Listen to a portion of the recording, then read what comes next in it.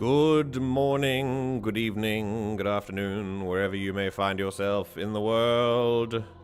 And welcome. Welcome to One Can Hope. Specifically, episode 4. This is session 4, where our brave adventurers, our group of heroes that this story follows, will venture into the land of Kovarru, or they can turn around and walk the other way. They've certainly spent the last 3 sessions gingerly tiptoeing around the border of Kovarru without actively entering it, and yet today may very well be the day in this short 2-month foray into the world of Eyya that they enter the valley itself. Wherever you are in the world, whether you're watching the VOD or whether you're here live, I want you to know that it's wonderful that you're here, and I'm very much appreciative, as always, of your presence. For announcements, we really don't have any, which is great. So we can just get straight into it. So I think without further ado, sound off. Hello, everyone. I have no announcements today. We're just gonna go. It's great. It's wild. Oh shit. Yeah, I have nothing I want to tell you. Okay. That I didn't already say before. But I will first check. I see that Candy has muted herself. Why? No, there's just background noise. Don't mind it. Very good. We're munching on something. Not likely. Has breakfast arrived yet, or not quite? No, it's not that. Oh, okay. Okay, something else is going on. I dare not ask more probing questions. Right. Yeah. Like I said, I hope everyone is doing fine and hanging in there, and hope you had a good week. And I think we really just can keep going. Yes. Last week the party did level up, so we're going to spend the first little bit of time in session going over what it was that they actually did and how they actually leveled up. We're going to go over that. Right. So, without further ado, let's see. Ash, are you here? Hello. Very good. Candy, muted but here. Yes. What? Very good. Duddles. Very good. Why was that? Rest in peace, Tom Kane, the voice of Clone Wars Yoda. What is wrong? What? The voice actor actually did die. It's a tragedy. He was incredible. Yo, he did so many voices. He's iconic. If you go look up Tom Kane, you've probably heard his voice somewhere. And Sylv. Hello. Hello. Right. And so, without further ado, let us return to the land of Eyya. And this session, the 4th of One Can Hope.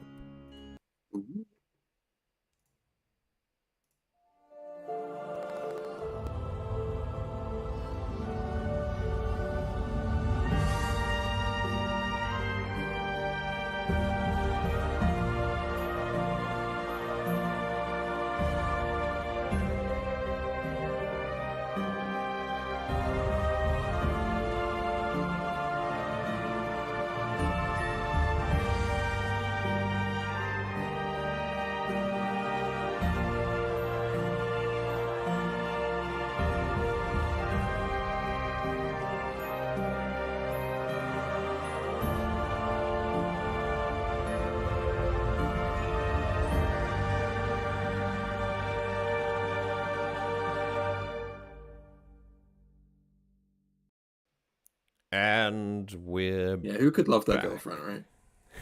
Hi. What? Hello, MJ. Imagine Don't worry kissing about girls. Who indeed? Relationships are not could for ever? love. They are for political maneuvers to strengthen your Yes! house. There you go. Oh. here we are. This is why Ebre is soon to be king of South Korea. I'm telling you, there's a tactical reason I'm going over on the 4th of July. Oh. He's reclaiming the colonies! He's reclaiming the colony. Jesus Christ. Goodness. The president of South Korea? You mean the CEO of Samsung? Right. I think we'll start with a very quick run around of all of the level up options that we took. And we are going to begin. Let's go the opposite way down the list. We'll start with Rauna and Leimu. So, just to be, I'll be very quick about this. Oh, why did I? No, open the sheet. Don't drag his token onto the thing. There you go. Good work. We did it. So, leveling up is a pretty cool thing in Daggerheart. The way they do it is very, very nice, in my opinion.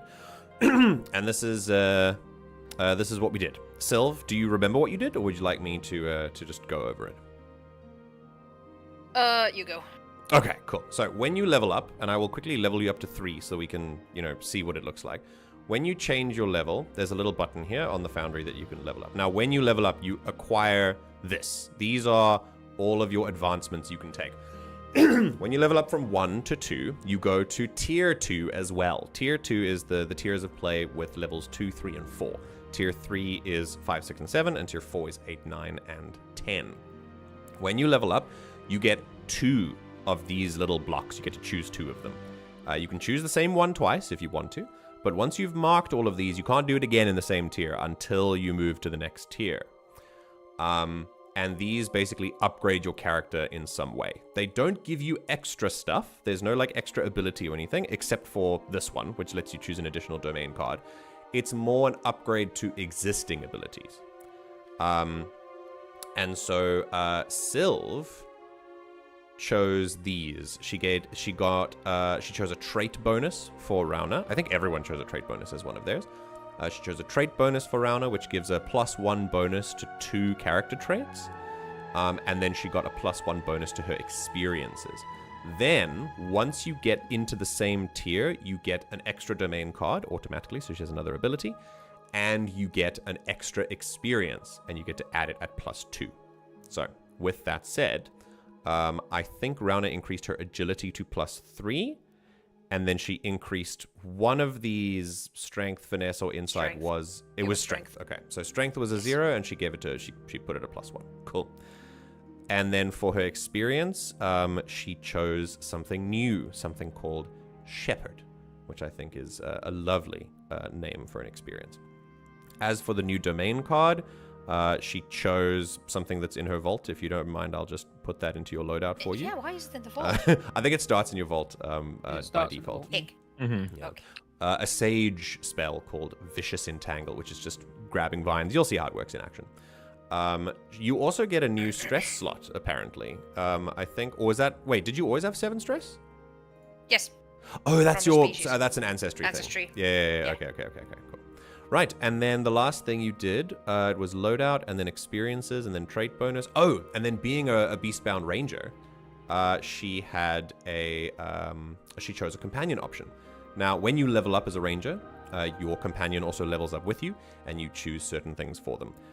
You can give them a new... They also get a new experience, so we've given Leimu Nose for Trouble, which is also a lovely experience for him. And we've also given a feature called Creature Comfort, where once per rest, when you take time during a quiet moment to give your companion love and attention, you can gain a hope, or you can both clear a stress. It's a lovely way for the ranger and the companion to deepen their bond. And of course, you get more and more of these perks as you level up, little benefits that your companion can get that makes them a little bit more effective.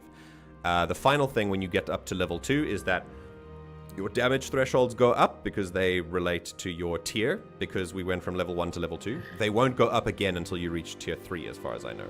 Or maybe it's level. We'll see when we get to level 3. Either way, I know that you went up in tier so that your armor thresholds go up, your damage thresholds, and your proficiency also goes up. Now, the proficiency is directly tied to tier, and that relates to things like your damage dice. So if you deal d6 damage using your proficiency, now that we're tier 2, all characters will now deal 2d6 damage using your proficiency, and you will see the numbers climb heavily. In a normal campaign, we would see a very big difference between the damage dealt in between level 1 and level 2. In this campaign, however, we didn't really get a lot of experience with the damage dealt for the level 1 party, because no one picked a fight with anyone, which honestly is not a bad problem to have, but it does mean that when we do inevitably start combat, he said with crossed fingers, prepared for the idea that this could be a pacifist campaign entirely.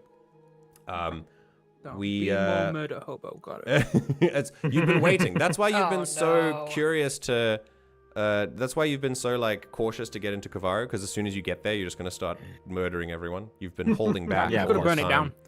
Yeah. Anyway, we will see the damage jump up quite a lot. Itself. Right. That was Rauna and Lemu's level up. Then we went through Ramba. When Ramba leveled up, Hello. do you remember what you did? Of course I did. Ah, very good. I picked a stat increase, so I got +1 to Trait my shot. instinct and my presence. There you can see, traits, +1 yes. instinct is now +3, presence is now yeah. +2. Yep. Yes, I got a new experience for Speaker of the for the Wild. Speaker for you know, the Wild. You can see and it I here. have a +1 to both. There's a plan for that and Speaker for the Wild. Very good, very from the good. level up, so they give me a bit bigger bonus. I got inspirational words. New domain as card. A new Very good. domain card. Cool. That Just- I use my fancy words. I can clear stress, clear a hit point, gain a hope for an ally. Yeah, it just helps you buff people Equal a to little bit, my presence. yeah. which is Mhm, 2. mhm. Very good. I think that was it. That's it. Very concise. Thank you, my dear. Okros also received a level up. And, of course, Okros being a specific seraph, our homebrew class, a homebrew subclass deity's domain, meaning that he also has access to codex cards. I don't think you chose a codex card, though. I think I you did not, chose... no. Yeah. So, when you leveled up, what did you choose? I see here trait bonus and... Aha! Yes. Go on, Donald. Do you remember, or do you want me to do it? Yes, you can go for it. Okay. Okros chose a +1 bonus to 2 traits, and he chose his strength to be a +3, and he chose his knowledge to be a +2, which is very good. And then, now you automatically get a new card for your domain cards. As you can see, all the other characters did it. Okros has chosen a second one, so that's one of the level up options you can take. So he chose 2 domain cards. He also has his new experience called Listen Closely, which is very, very ominous, actually. And because his tier is, I think, some equipment upgraded as well, giving him 9 Bare armor bones. slots, which is absolutely insane. Yeah, the Bare domain bones. card bare bones. So now he just has... I mean, I don't think I'm able to bring him down, but we will see. I love a challenge. Concerned. And of course, Okros... Now, in Daggerheart, players have 5 maximum domain cards in their loadout at any time. If you have any more than that, they have to go into your vault, and you can swap them out for stress, depending on the stress cost of the card. The default system kind of expects that you'll be there at like maybe level 4 if you took an extra domain card, but by maximum, like at most level 5, because you'll have automatically 1 each level. Okros has done this at level 2. He has all 5 domain cards, and the 2 that he picked was one from the Valor domain called Bold Presence, which just makes him a force to be reckoned with in many intimidating ways. And then, of course, Reassurance, which is, I think, it's a little die reroll. Yeah, very cool. Okay. That was yours. And then Serta. Ash, shall I do your level up options for you? Yeah. Very good. So, as you can see here, Serta decided that she was going to be better at everything and chose 2 trait bonuses, which gave her an option to +1 to 4 traits instead of 2. What did you say, Ash?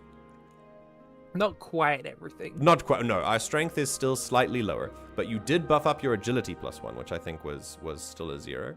And then you put your instinct up, your finesse up, and your presence up, Technically, which my is agility was -1 crazy. because I Yeah. finished Oh, up we've my armor. also swapped things out. We've swapped out some armor for something a little bit lighter, because Ash realized that a little fairy with a -1 agility was maybe not exactly what Yeah, you wanted it to play. gave me 1 less armor slot, but like +3 evasion. So Yeah. So her evasion is now 10 instead of 7, Yeah. and she has 1 fewer armor slot now. Yeah, which is I felt that was a good trade. it's a bit of a wild Yeah. trade when you think about it. Yeah.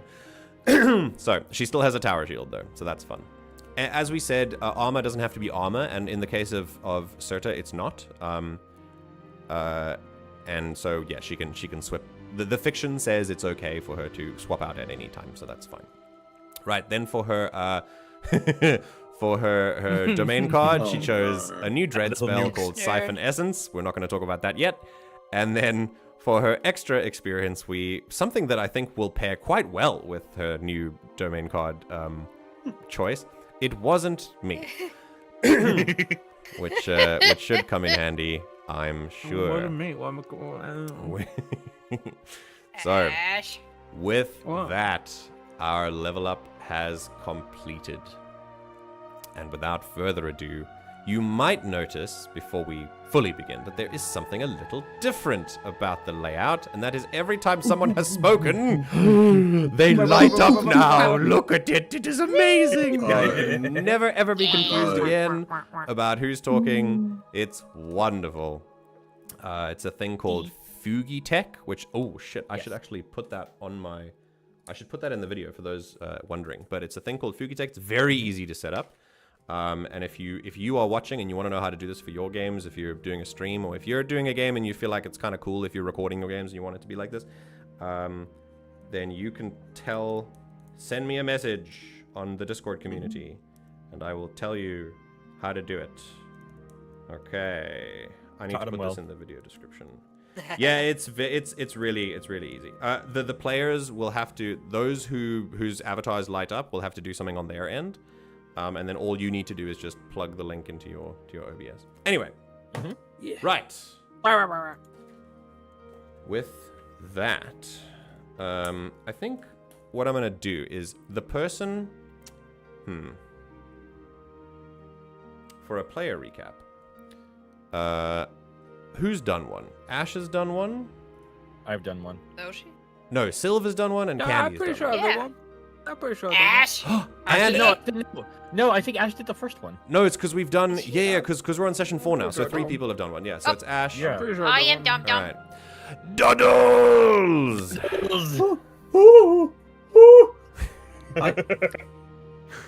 Please tell us what happened last session.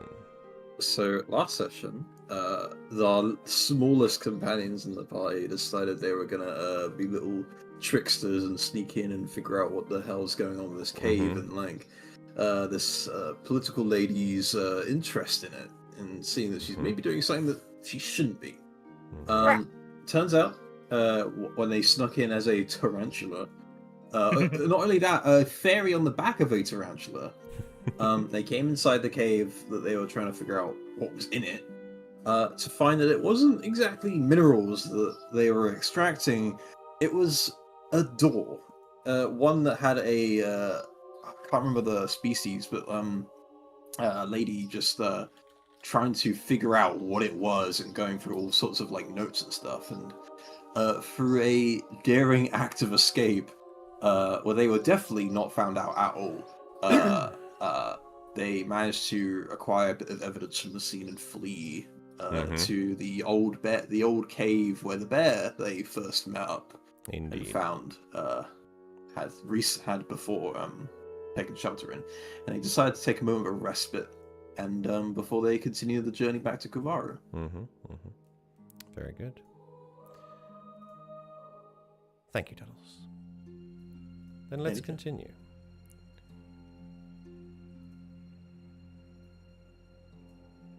There we go. As the rain continues to fall for the hour that you rest, it's not long-lived rain, and by the time that you're ready to continue, the rain has moved on.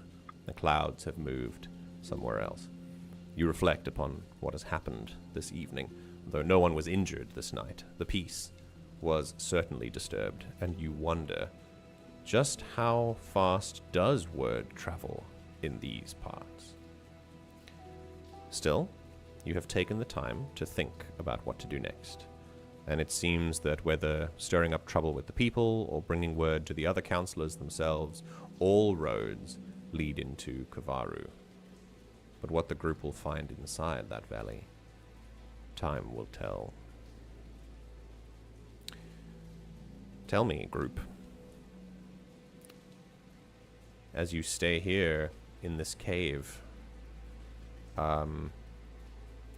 Okros, have you refreshed your prayer dice? I was waiting to skillfully narrate how Oh, he is you inspired told me by you weren't the- going to do that anymore. I did it that one time. I was like, I will "Oh." refresh the session. But- So there you go. But no, he Ogros looking out because he's at the foot of the entrance, kind of like keeping the warmth in the cave, and he just kind of has been resting mostly with like maybe just like one eye open, keeping an eye out on the surroundings. And I think having seen what they've discovered and the fact that this has all been in one day, quite exciting turn of events, and definitely not seemingly coincidental, at least not to his mind. So he gives a quiet, like, dip of his head and a prayer of thanks and guidance as I will roll my now 3 prayer dice. Oh, God. We have 3 of them. Yeah. Boy. Oh, my good lord. So that is a 4. Hang on. A 4, 3, and a 1. I saw it on the table. Yes, and I will replace the 1. And one of them. So it's a 4, 3, and a 4. My God, this is genuinely the most busted shit. Okay. I'll never stop saying it. I'll never stop being salty about it. So, Yes, my God is watching over us anyway. 11 hope. 11 hope! Is it per tier or per level that you get these dice? It's per my strength. Oh, so if your strength goes up, you get more prayer dice. Yeah, so this is as high as ever going to be in this. Oh my God, that's so... Okay, no, okay, all right, you can't up strength Yeah, again. I Okay. can't. So it's fine. Okay. You're good. Yeah, I'm not ready to cry just yet. So, very slowly at the end of the sort of hour or so that you've rested, the rain has stopped, leaving little drips and drops at the entrance to the cave, and a decidedly wet behind of Okros as he moves deeper into the cave and lets the cool air come in. And that is when you realize, with a swift gust of wind, that it is indeed the rain has done something interesting to the weather outside. As you take a gander outside, it has certainly turned much of the piles of melting snow. It certainly accelerated some of that process, but it's also turned them into lovely slush. And so there are now piles of mush just everywhere, decorating the forest floor. And also, it has lowered the temperature of this night by a considerable amount. And it's cold. It's very, very cold. So, for a mammoth, I think this particular cold is actually fine and very manageable. For the rest of you, nothing mechanically yet, but it's certainly cold. And of course now, by the light of the moon, and possibly if some of you can read patterns in the stars as the clouds move on and the rain stops, you can see that it's coming up to about midnight. The moon is an interesting position. I can actually tell you this because I'm here in the. Let me see here. I did a solar system for this world. Yeah. And on today, yes, there are 2 moons visible in the sky. Oh no, all 3. All 3 are visible at some point. They're not at the same place, but all 3 moons of Eyya are like peeking through the clouds at some point. Ander, the closest one, is full. Cantor is the next one is at half, and there's a waning gibbous in the third one, which is called Ander. I believe those are the 3. I imagine even if it is cloudy, it's probably quite bright still then. Yeah, there is a lot of moonlight shining through, creating it's not entirely dark. It does shine through some of the. Remember, as you move into the forest, you'll stop being able to see them. But here, you get a brief moment to look up out of the cave. Sorry, I said Anda twice. Anda is moving quite fast, so it changes. Alarga is the one that changes very slowly, and that's the one that's very small. It's all the way at the end. I thought a lager was a drink. Right, and so without none of the moons, only one of the moons is at full, but still, the light of the moon is enough to for you to at least see a little bit into the forest itself. Right. So deciding that you'll get a move on, and that you will need to make it into Kovarru in any way, and there's only one entrance that you know of, unless you'd like to sort of skirt around the mountains to find another one, or over the mountains. Would you like to get back on the road? Yeah, Okros will turn to the group then and just be like, I recommend we get going now before the night gets any longer. We have the 3 moons looking over us.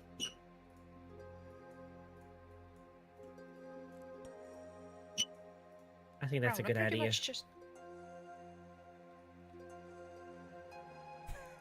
Pretty much just nods, gathers her belongings very efficiently.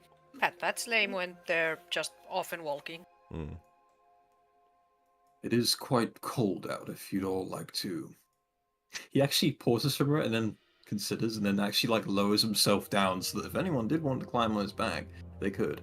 Though, disclaimer, I look at the camera, you should never climb an elephant's back. It's not good for them. Thank you, Duffel. It's almost as if I made sure this was very clear before we started the campaign, just in case we thought anyone impressionable in the chat something weird about elephants. You should not ride elephants. Thank you, children. But this elephant is giving his consent because he's a sapient creature who is fine with it. Yes. Real elephants are not fine with riding. It hurts their back. Do not do it, please. Thank you. Yes, Ramba. Ramba will absolutely ride on Chris. Okay, for the we're simple riding. fact that she is I like very, to imagine very cold. Yeah. His trunk is like a little ramp for them. Yeah. You see it like slip a little bit. Like sometimes it's like, okay, sorry, one sec. And then, like it haphazardly climbs up. Take your time. Okay. Not to forget, but the last rest was actually quite a vulnerable moment for all 4 of you, and a lovely tune was played that was sort of joined by all of you. Not addressing that just yet directly. Sometimes we can just let moments be. You mount up onto Okros. Ramba is certainly light enough for you to barely feel it at all, Okros. And with Rana and Lemu walking astride, it's kind of in range, just in case it gets too cold, I assume. Yes. You move off.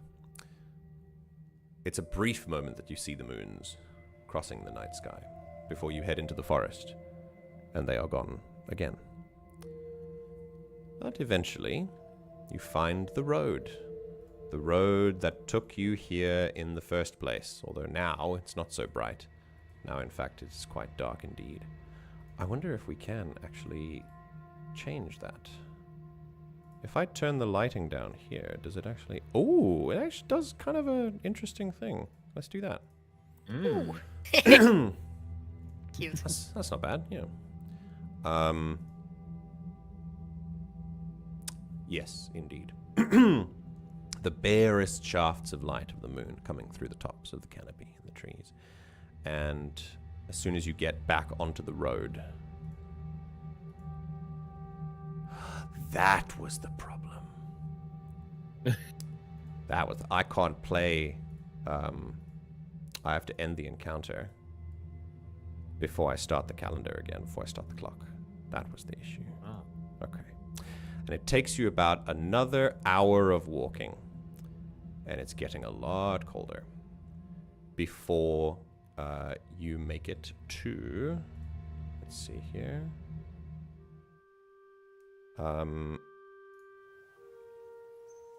It's taking, let's see, I think just a small wind. before you find that the trees provide no cover, and you are staring up at the mountain pass that you went through earlier. There's a winding road that leads up to the top that Okros and Rauna and Lemu took, and for Ramba and Serta there's that elevator again. That works just the same, although it's a little bit soggier now, but the wood has been well treated against things like rain, so there's no problems, and it looks like it's been very sturdily built to last quite a while. So, are we doing the same thing as before? We're taking the elevator up, or we're... I'm taking everyone up the winding path. They can't stop me. Okay, cool. All right. I just think at the somewhere along the journey, I think Rabba would have just called it to Serta. It was just like, you're like you like fire stuff, right? You're like warm. Mm-hmm. Yeah. Well, can you come over here? Because my bun's about to freeze off. Oh. Oh, okay. Thank you. Appreciate. Just hug the bug wife. Yeah. Drawing heat from the surrounding area, Serta, in this moment is proving to be very, very, very difficult. And I think for now it's okay. Like you can give just a little bit, but there's really not a lot of heat around you. And so if you want to, you might assume that mechanically it might be a little difficult if you're going to do any flames bigger than just a little something to keep Ramba warm. Still, as Okros takes you up the path, the winding road that leads to the top and the inn known as the Ko-View-Rru, you see the lights emanating from the tavern before you actually see the building. And the higher you go, the more time passes, the more the clouds move on and on until eventually you are looking up at an almost cloudless sky. Little patches of clouds here and there. But it is truly beautiful. And up here, where the only noise, the only light pollution is a single inn, which really doesn't contribute or challenge the night sky at all. It is just stars aplenty and the light of 3 moons of different sizes. The one that is currently full is the biggest one, and it's a little bit bigger than Earth's moon, and so it shines quite large in the sky, giving quite a lot of light for travelers such as yourselves. Still, the higher you go, the colder it gets. And at this point, you feel a particular conflict. Are you too cold to continue? Would you like to get into Kovarru by the end of the night? Is time of the essence? Or do you need to stop and rest before you continue?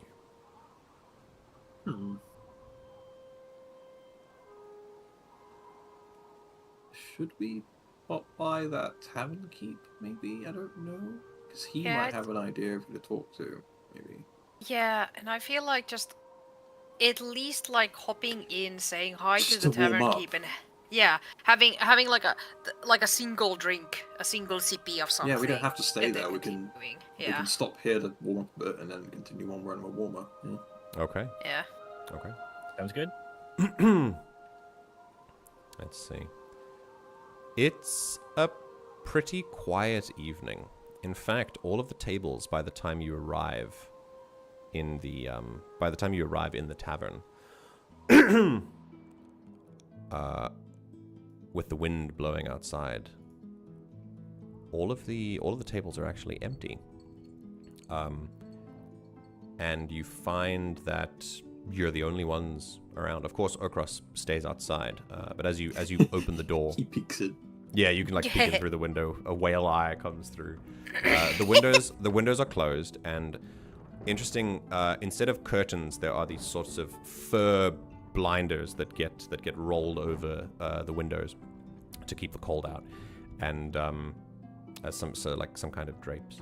And as you walk through, you hear this sort of little bit of some kind of controlled calamity coming from the back of the inn.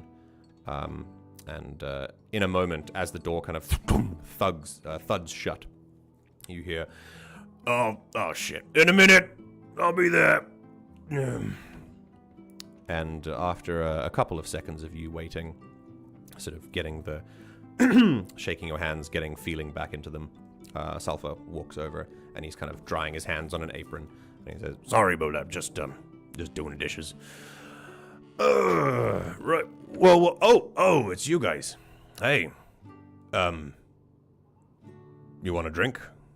A room? Yes, please. It's a cold one. Just a drink. Good Just a evening drink. to you. Oh, Was his name Salma? Salfa. Salfa. Okay. Good evening to you, Salfa. Hey there. Oh, gross. That's cool. Little trunk wave. He gives a look like he's never going to get used to it, and then starts fixing a drink for all of you. It's a pretty cold one, this particular one. Call it honey beer. Hold on a second.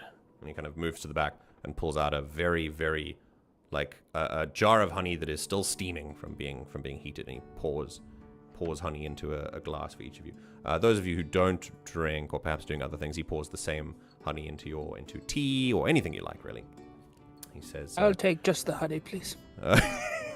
he puts a little shot glass, Tiny like a little cup of honey. yeah, a Tiny drop of little honey. a little A shot thimble glass of out honey. for you. And he looks over you and The says, entire shot glass. Whoa. So just like coat the bottom of a shot glass, and I she was- can, like, I don't know, have a toothpick to eat it with. Yeah, he does that. He looks at the others as you climb into the shot glass and go, "Is it like when you see a bee and it's like really tired, you give it a little bit of sugar water or something?" Rona has to stop herself from laughing at that. Oh yeah, that. You know what?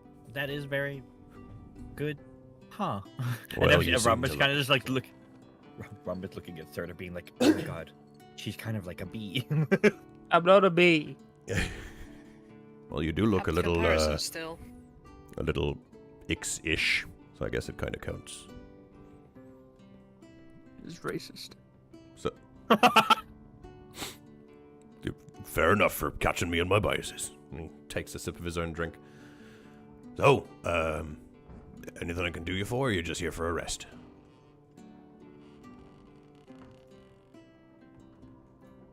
You finally heading into the valley? It's just Of course. some before we continue. Cross abstains the conversation, just settles down outside. Well, it's a mighty cold one out there. It looks like your friend out there can handle it, so he can use the stables if he wants. No, can he hear me? His ears are really big. Appreciated. Oh, okay, all right. Yeah, you can use the stable. We only have, we've only got 2 oxen in there at the moment. As for you, I mean, we've got a room available if you want to, send some of that money I just gave you back to the house. But if you're in a hurry, I'd take care. The cold is no joke, especially It's okay, down in I that already have a Sutlin room. Pass. Looks over at Serta. I think there's a mouse hole around here somewhere. Well, that. What do you sleep on anyway?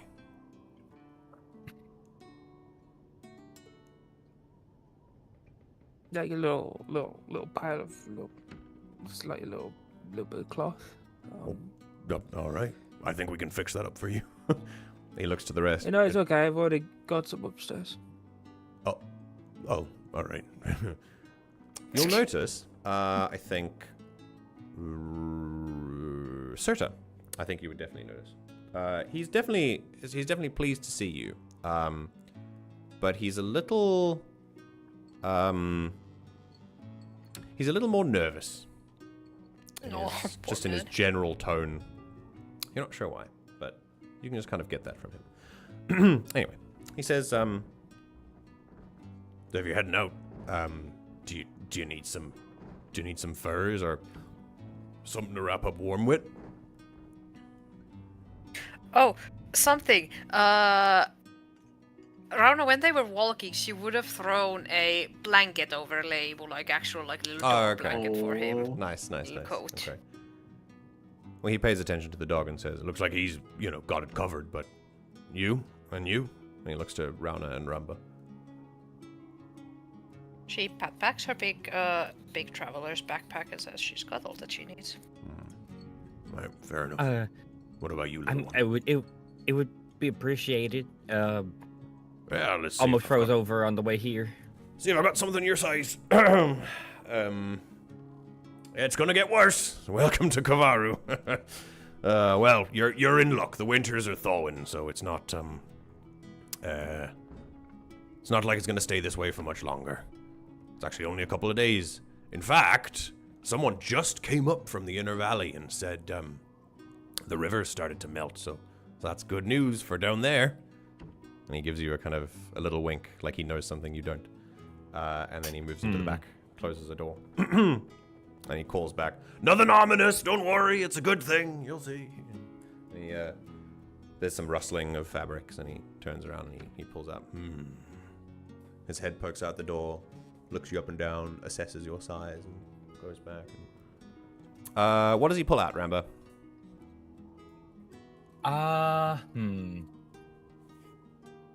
I think it's just like... It's slightly too small for her. Cool. Just like the barest leftover scraps of fur that weren't used for something else. But like since she's so small, like she can make do with it. It'll help enough just to have something to wrap around her, because like otherwise it's just her cape at the back that's tied around. So it doesn't quite reach all around her, but like she can like hold it. Okay. Hey, he ties it around and makes sure the straps are set. He said, "Sorry, we're out of something a little bigger. If it was too big, it would wear you. That'd not be good for traversing down a mountain pass." Thanks for whatever you were able to provide. No worries. If you reach for a coin purse or anything, he stops you. And he says, "Don't worry about it. You can just give it back to me when you're on the way out, eh?" That I can do. All right. And then he turns around and he says, "Look, I mean, if it's no room, then I gotta get back to the dishes, so safe travels, you lot. Just leave your glasses on the counter, I'll take care of them. Bye, O'Cross." Goodbye, my friend. So Thank cool. you for your hospitality. You're welcome. Willis, Rockross just get a full bucket. open a new chapter. Chapter 2. Today, I met the elephant again. And he walks back behind the thing, and you start to hear like the splashing of water and dishes doing again. Wonderful. Right. With Ramble all wrapped up, and Rauna kind of wrapping a cloak around herself, I'll say that all of you are mechanically prepared for what lies ahead, which means anything that happens to you related to the cold, you will roll with advantage. Yay! So, with that, you finish your drinks, and you prepare for what lies ahead. Once you're done, I'll say maybe it takes another couple of minutes. Is there anything else you want to do in here before you move on?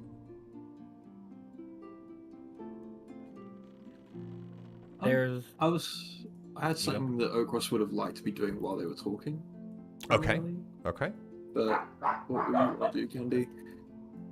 I was gonna just ask about the state of the inside. Like when we came here, there was like a couple people, but now that it's later, is No it one. like empty? Yeah, it's empty. Yeah, no one at all. Assumed so. Yeah, that's fine. Yeah. I've just upped the combat thing, the encounter thing, so you can use the spotlight feature again. Okay. So.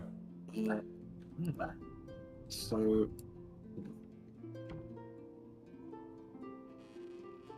Sorry, give me a second. My dogs are barking. Dougie. Something that Rona will definitely do is fill up her own and encourage everyone else to fill up their water skins. Okay. Cool. Okay. Right. So I Yes, was going to Okros. say that while they were talking, Okros was kind of like settled, but I think he was also like seeing that no one was inside and such. I think he's definitely a little bit on guard, because he definitely realizes that if anyone was going back to Kovarru, they definitely got a head start, and he'd already been here by now. So he is very much on guard and just keeping an eye and an ear out, just in case he can hear anyone muttering or sneaking around. But Okay. I'll give you this for free. I think your ears are looking for things that you heard already, like the shuffling of footsteps on the third floor and things. Make sure that you're being listened to or whatever. Those same familiar shufflings are not there. You don't know if they're still here or not, but you don't hear them anymore. So they're clearly not doing anything active. Either they're sleeping or they've moved on, or you can kind of assume that, nothing sort of pings your radar this time. Toward, that's all right then. I think get ready to go with the rest. Then the door opens again, letting a draft of wind enter the tavern, and you depart with a warm belly and wrapped up with furs. Yes, Serta. Oh. Serta has had honey, so she's going to give the wolfman a little scritch and then fly off. Fly off? Thank you. Okay. Yes. Oh, sorry, the wolf, or the Salva in the back. Okay. He just kind of goes, she goes, thank you for letting me stay here for so long for free. Bye-bye. For so long, it was just... Bye! A confused bartender, but one with his head successfully scritched. Yay. Yay! Alright. Warm though you are, the cold hits you immediately. The wind has picked up. And as you step outside and move towards the other direction, you can now look over the valley of Kovarru and see... I love this thing. It's great. You can now look over the valley of Kovarru and see... it needs to be a little bit darker. You can now see the appearance of certain lights, and at various places around the valley there are some lights active. They're very modest. Some of them are brighter than others. But as you step on the precipice of this and you look down to the valley, I will give you the quick layout of Kovarru. There is because it's a mountain range, there are a number of waterfalls that lead into rivers that are all around the mountain range. I mean, you can't see as far as the other mountain. It's quite a large valley. But directly next to you, you can just barely hear every now and then the distinct cracking of ice and water, knowing that a previously frozen waterfall is thawing, as was the news that was brought to Salfa at the inn from someone down in Kovarru. There is a road ahead of you that winds down, just as the one that brought you up to this part of the mountain wound up. And it brings you down all the way. It does cross a river, and then you lose... it moves alongside a river, and then you lose track of it. It's just too dark to see. And then just down at the foot of the mountain range, you see some lights. There's a settlement down there. And I think by the light of the moon, you might be able to see that at the almost dead center of Kovarru, all of the rivers from all of the mountains lead into a single massive lake that then becomes its own river that moves off into the towards the eastern, sort of northeastern coast, which would then open into the sea. Kovarru doesn't have any sea around it, but that's the main runoff from this place. All of the rivers lead into the lake, and then the lake leads off somewhere else. And there, at the foot of the mountain, where one of the rivers presumably goes, there is a settlement, or at least the lights of one. Being so late at night, obviously, the only light you have is the light of the moon and the moons. And while it is light enough for you to see some things. It is very gloomy. The mountain pass itself is not lit. It's a path that moves down, and it's got fences, but it's not lit itself. So you stand on the mountain pass, looking down. Is there anything you do before you proceed?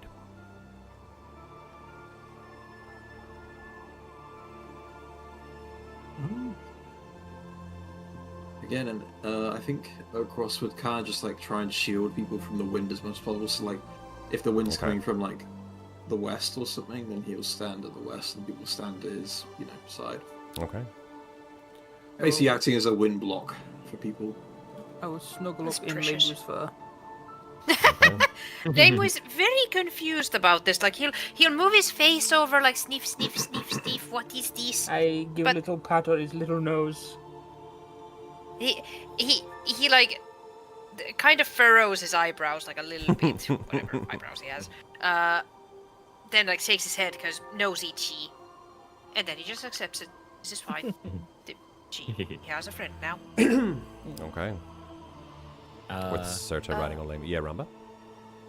I think even with Okros like blocking the wind, I think Ramba's kind of like making sure that she has like a full view of everything in front of her, because like I think for her the sight is something that needs remembering. So she's like taking it all in and trying to like sear it into her memory, like remember all the little details and stuff, so she can tell others about this in the future. Aww. Rauna will ask whether people want to have a torch up, or whether we want to travel in darkness. I think we could travel in with a torch now. Now that we're like, away from the scene of the crime. Yeah, we're not like actively trying to be hidden. Yeah. Okay. So probably safely assume that she has a torch. Is it even actually marked in the? Yeah, no. adventure It's in your basic supplies. A torch is in there. Yes, yes. You So can use my torch if you like. I'll teach you to light a torch. A little bit of flint and torch in the air Yes. that Rauna has ahead of her. I think we'll put a little flickering for the torch. Okay. The torch does light your way as a beacon down the mountain, and as you enter the mountain range, a countdown has begun. In fact, two countdowns have begun. Yes. This is the Sutlin Mountain Pass. Oh, huge. Mini. It's a 12 countdown. But don't worry. Every time you... Where are we? Yes, it's that, but it's also... Oh, I needed... What did I need? I'll figure it out later. Every time you do something, every time you make an action roll in an attempt to either help your friends or to get yourself down the mountain in a safe capacity, because this is not a... If this was the daytime, there wouldn't be such a countdown, but this is nighttime, it's very cold, and if you make an action roll, you make a roll, and then depending on the outcome of the roll, we move the countdown forward. And once the countdown reaches 12, you've made it to the bottom of the pass. Okay. I will say, with Okros being, I think that gives us 2 opportunities to roll already, with Okros trying to protect the group, and with Rauna trying to light the torch. So, Okros, what sort of trait roll do you think that it would be to? That's what I wanted. What sort of trait roll do you think you would need to protect the party like this, to get in the way and kind of shelter them? Honestly, I think it's just a matter of endurance and like buffeting against the winds. I'd take strength and just pushing through it. You know All right, let's go strength. Go ahead and make a strength and this is roll. with advantage, right? That is This is not necessarily against the cold. It's more against the event itself. The cold will come later. This is just a strength check for you. I thought you mentioned with staying at the town we'd have advantage. No, I meant you have advantage to against rolls that are in opposition to the cold of this place, not just to climb down the mountain. Yeah. Okay. This is the Sutlin Pass. Let me quickly change that on the stream. There we go. 15 with fear. So that is a success with fear. And on a success with fear, I believe we still tick down. On a progress, we tick it down by 1. Okay. And then Rauna lighting the torch. What is what trait do you think this would be? Maybe presence, or well, whatever you think. Presence or Instinct. instinct from the skills of the lighting skills. Is that finesse though as well?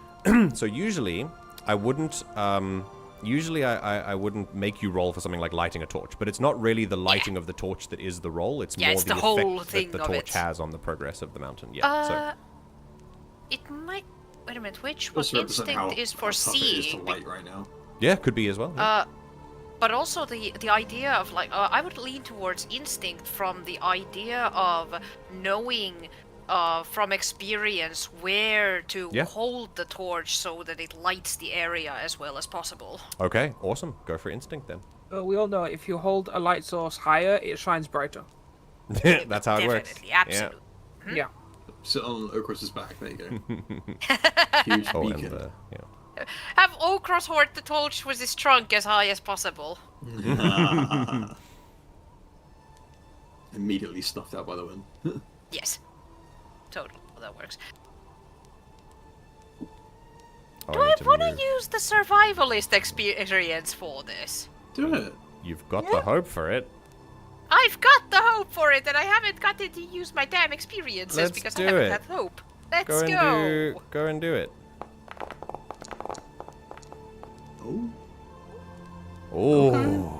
Yay. Very 15 today. Very 15. That's another fear and another down and another down. Okay, cool. The winds are picking up, but fearful. you make headway down the mountain. I think I will ask Ramba, as warm as you are with this coat, what part of you goes numb first?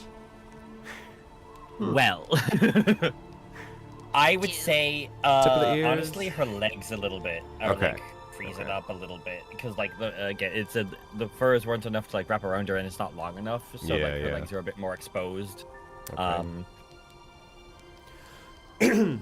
Still, being in proximity to Okros is helping, but the wind is starting to take its toll. And you guys are, as you start your way down, interestingly, as you start your way down the mountain and Rauna lights the torch darkens the rest of the valley, as it's that like campfire effect where if there's a light source directly in front of you, it makes distant things harder to see. But the things around you see very, very well. And then you see in front of you, Rauna, something that kind of perks up an eyebrow. There's another elevator here that can take you down the mountain pass, just like the one that took you up. Except this one has a sign on it. And the rope and the kind of pulley system looks a little bit more worse for wear than the one that took you up. It's dislodged, it's moved to the side, and something's happened to it. And there's a sign on it. And as you walk up to inspect the sign, I assume, Yes. there's a sign in Ketakaran, which you learned over the years that you arrived here. But it's the sort of universal language of the country that says, elevator broken down, use mountain road. Sorry for the inconvenience. It'll be fixed soon. And there's a little signature at the bottom, not of a person, but more of an organization, and it's just a Kinter's Rest Repairs. Put the with a thing in chat. MJ really gave us a rickety rope bridge. It's like, sorry, use the road. Yeah. Yep. A rickety elevator, which is decidedly more dangerous than a rickety rope bridge. Yeah. Yeah. Much worse. All right. You continue.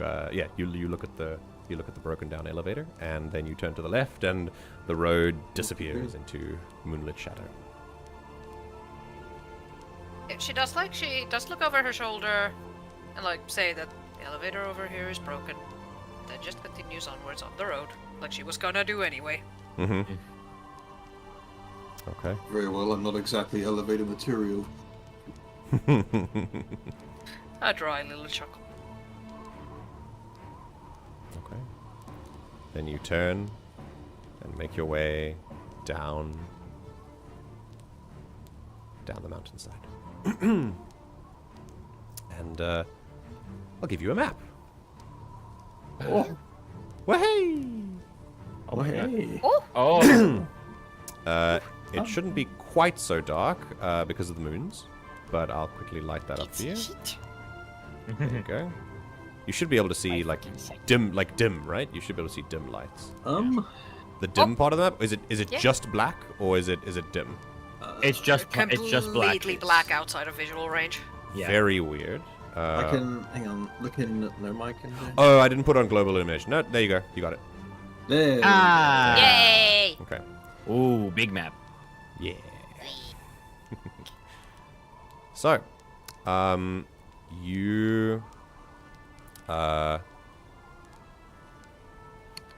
you make your way down the mountain pass. I'm gonna put Rauner in the lead, and I'll also give you a torch. Let's. Oh, I haven't put. Oh, I was on the map area. Good. Let's give Rauner a torch. I'll give you bright for 10 feet. That seems 10 feet. That seems fine. And dim for 30 feet. Maybe 40. Let's go 40. Let me also switch up, since she has the torch. I'm gonna switch her loadout that she has, not the inventory, that she has the spear equipped. Okay, spear Rather, equipped. yes. Very good. Oh, it's very intense color. And then it's a flickering light with very high speed but very low intensity. Very good. There you go. A torch. Yay! I'll move Lemu next to you, and I'll move Rambo maybe here, and I'll move Surta here. And I'll move you all slowly down the mountain. Right. Yay. Who's next? Who wants to try to get these people down the mountain as you make your way through the pass? Any attempt to help the journey and make it a little bit smoother is what I'm looking for. Like I said, you can just walk ahead, of course, but it's how you walk. If you, or if you're specifically doing anything to aid the group that will tick the progress countdown up. Could Rumba Nature's Tongue the nearby trees and bushes and stuff and ask if there's anything Oh. to look out for on this journey? Now that is interesting. Go ahead and make your roll, please. Okay. And post I'm going to Nature's spend Tongue a as hope. well. Yes, I'm going to spend a hope as well Okay. to get the +2 from. Okay, nice. That. Instinct I roll didn't difficulty rotate it. 12. Instinct. And Okay. of course the environment difficulty. The environment difficulty is 15, which the other two have made. Nature's Tongue will work, but you have to beat Nature's Tongue and the environment difficulty if you want to make it through. Got it. So I have to roll higher than. Yeah. Nature's Tongue will still work though. But if you wanted to progress your journey down the mountain, you have to beat the 15. Yeah. Okay. Could I use Speaker for the Wild with this? Absolutely. This sounds like a perfect way to use it. Yes. Okay. And then an extra +2 bonus from Nature's Tongue. Okay. Let's That up by 1. Let's get it. do it. Click the roll button, please. Oh. 18. That's a success Nice. with fear. It's a success with both. Yeah. Success with fear ticks us up by 1. Mm-hmm. We're a quarter of the way down the pass. And... Oh... Okay. The winds are going to destroy me. Uh-oh. Ramba, as soon as you approach sort of the nearest plants with your magic, you let out a melody. The wind almost carries it away instantly. But strong is your music, and you're able to cut through the noise and reach, in fact, maybe using the wind itself to reach the plants. And with it, you get messages, especially as you get closer. Messages here. And as you walk past the fence, you actually see something just kind of in the distance, a little, quite a large statue and a couple of benches over here. And you hear the very distant flowing and cracking of ice and water as the wind continues to whip up and around you. You can hear the sound of a river. And while you're here, the message the plants bring to you is one of... I think the word isn't fear, but if plants could feel like something was wrong here, they would. And I think there's a sort of, they give you bad vibes. Basically, this area is bad vibes, like bad juju. That's the vibe you get from these plants. However, as your melody carries with the wind, it is the power of that wind that whips it up, and the wind carries your melody away when you're done. And when you're finished, you realize that the wind feels a little bit stronger around you just for a moment. And I'm going to ask that you make a strength reaction roll, please. And you can, you have advantage on this because you are wrapped up more. Okay. Reaction roll. This is just for Ramba, as a result of her music. Oh, that's lovely. 20. Okay, cool. Very cool. Yes. Okay. The strongest little bunny. The winds Yes. whip around you, but through either sheer strength or just another little melody to quiet them down, you can bring them away, and they don't affect you. It's still very, very cold, but not enough for you to actually start chattering just yet. Okay. Still, the warning was there. Yeah, I think upon feeling that, I will be like, hey, now I know this might not make a lick of sense, but the area is telling me that something's wrong up ahead. Nothing concrete, but almost as if they're uneasy. There's a feeling that's off.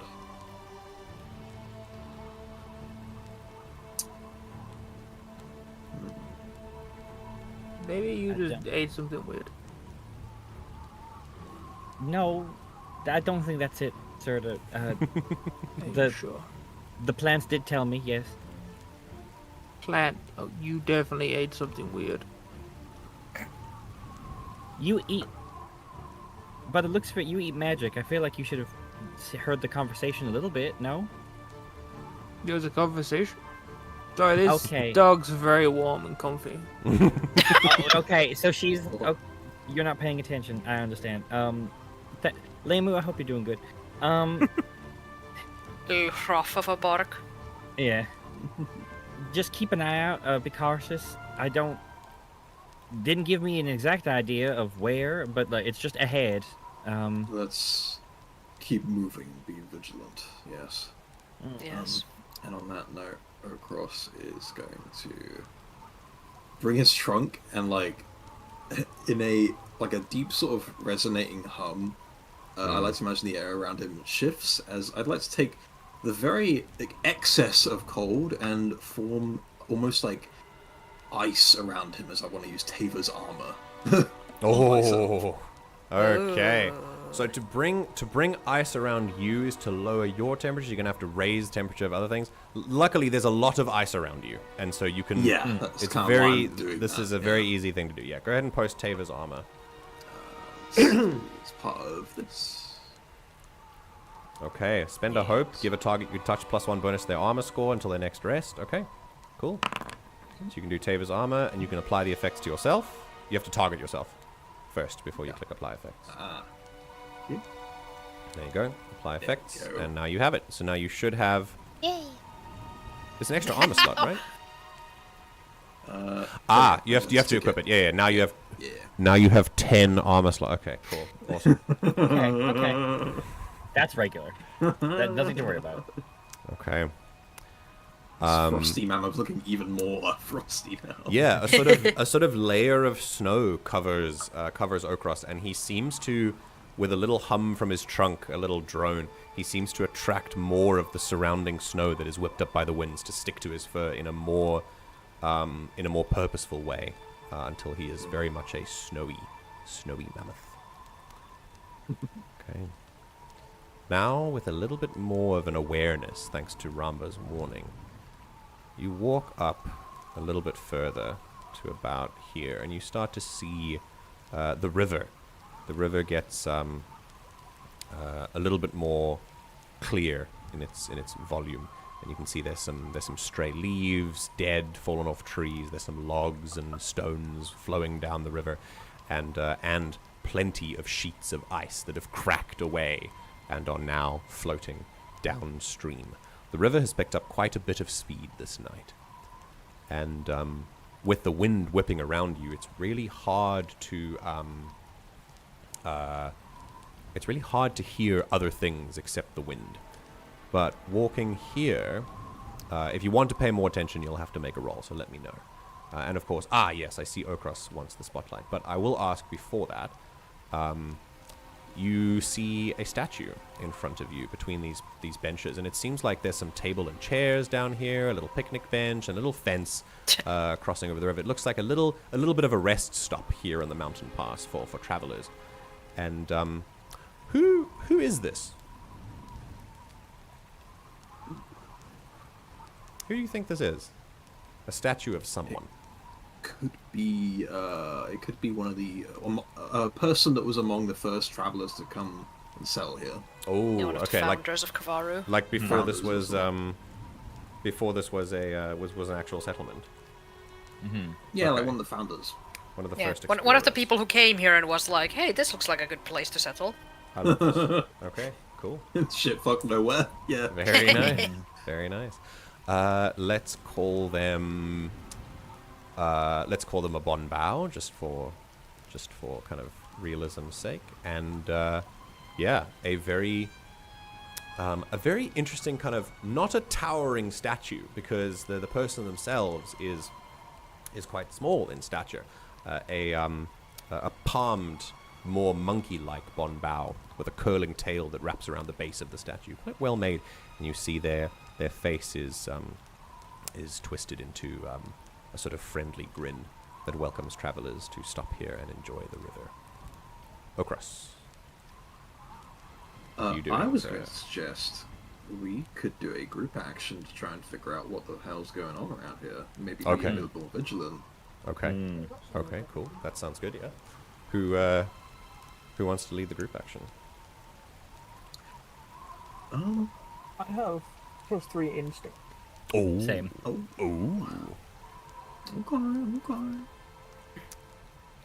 I'm I don't think inclined. Cert has led something yet. Yeah, I'm inclined to give it to Yeah. Serta, so you can have a shot at leading it. All right, Yeah. Serta.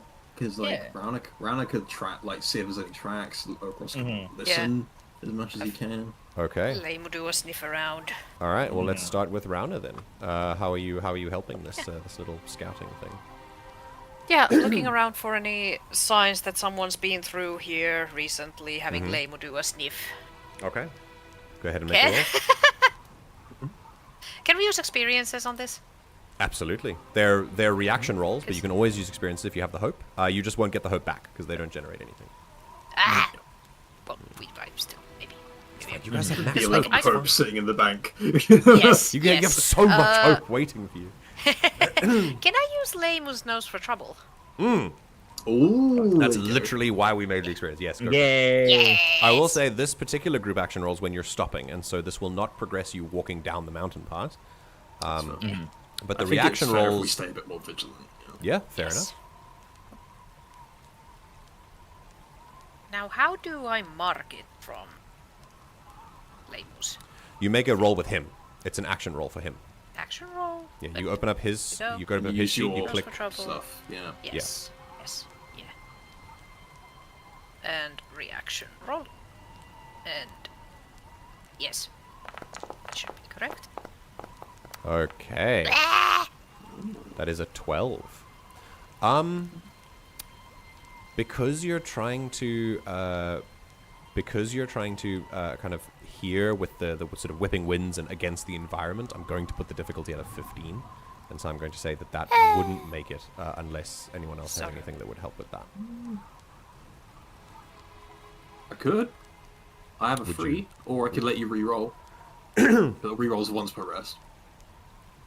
What would you like to do? Would you like to just let it's a -1 to the it's a -1 to the leader's roll if it's a fail. It's a +1. I'll give a 3 for Lemu. Hey, okay. Yeah, so it goes. Yeah, I'll mark off a prayer dice. Lemu finds himself sniffing next to a much more experienced sniffer as you sniff together, and Lemu gets a +3, which would take you to the difficulty, which means it's a success. So still, Serta gets a +1. Right.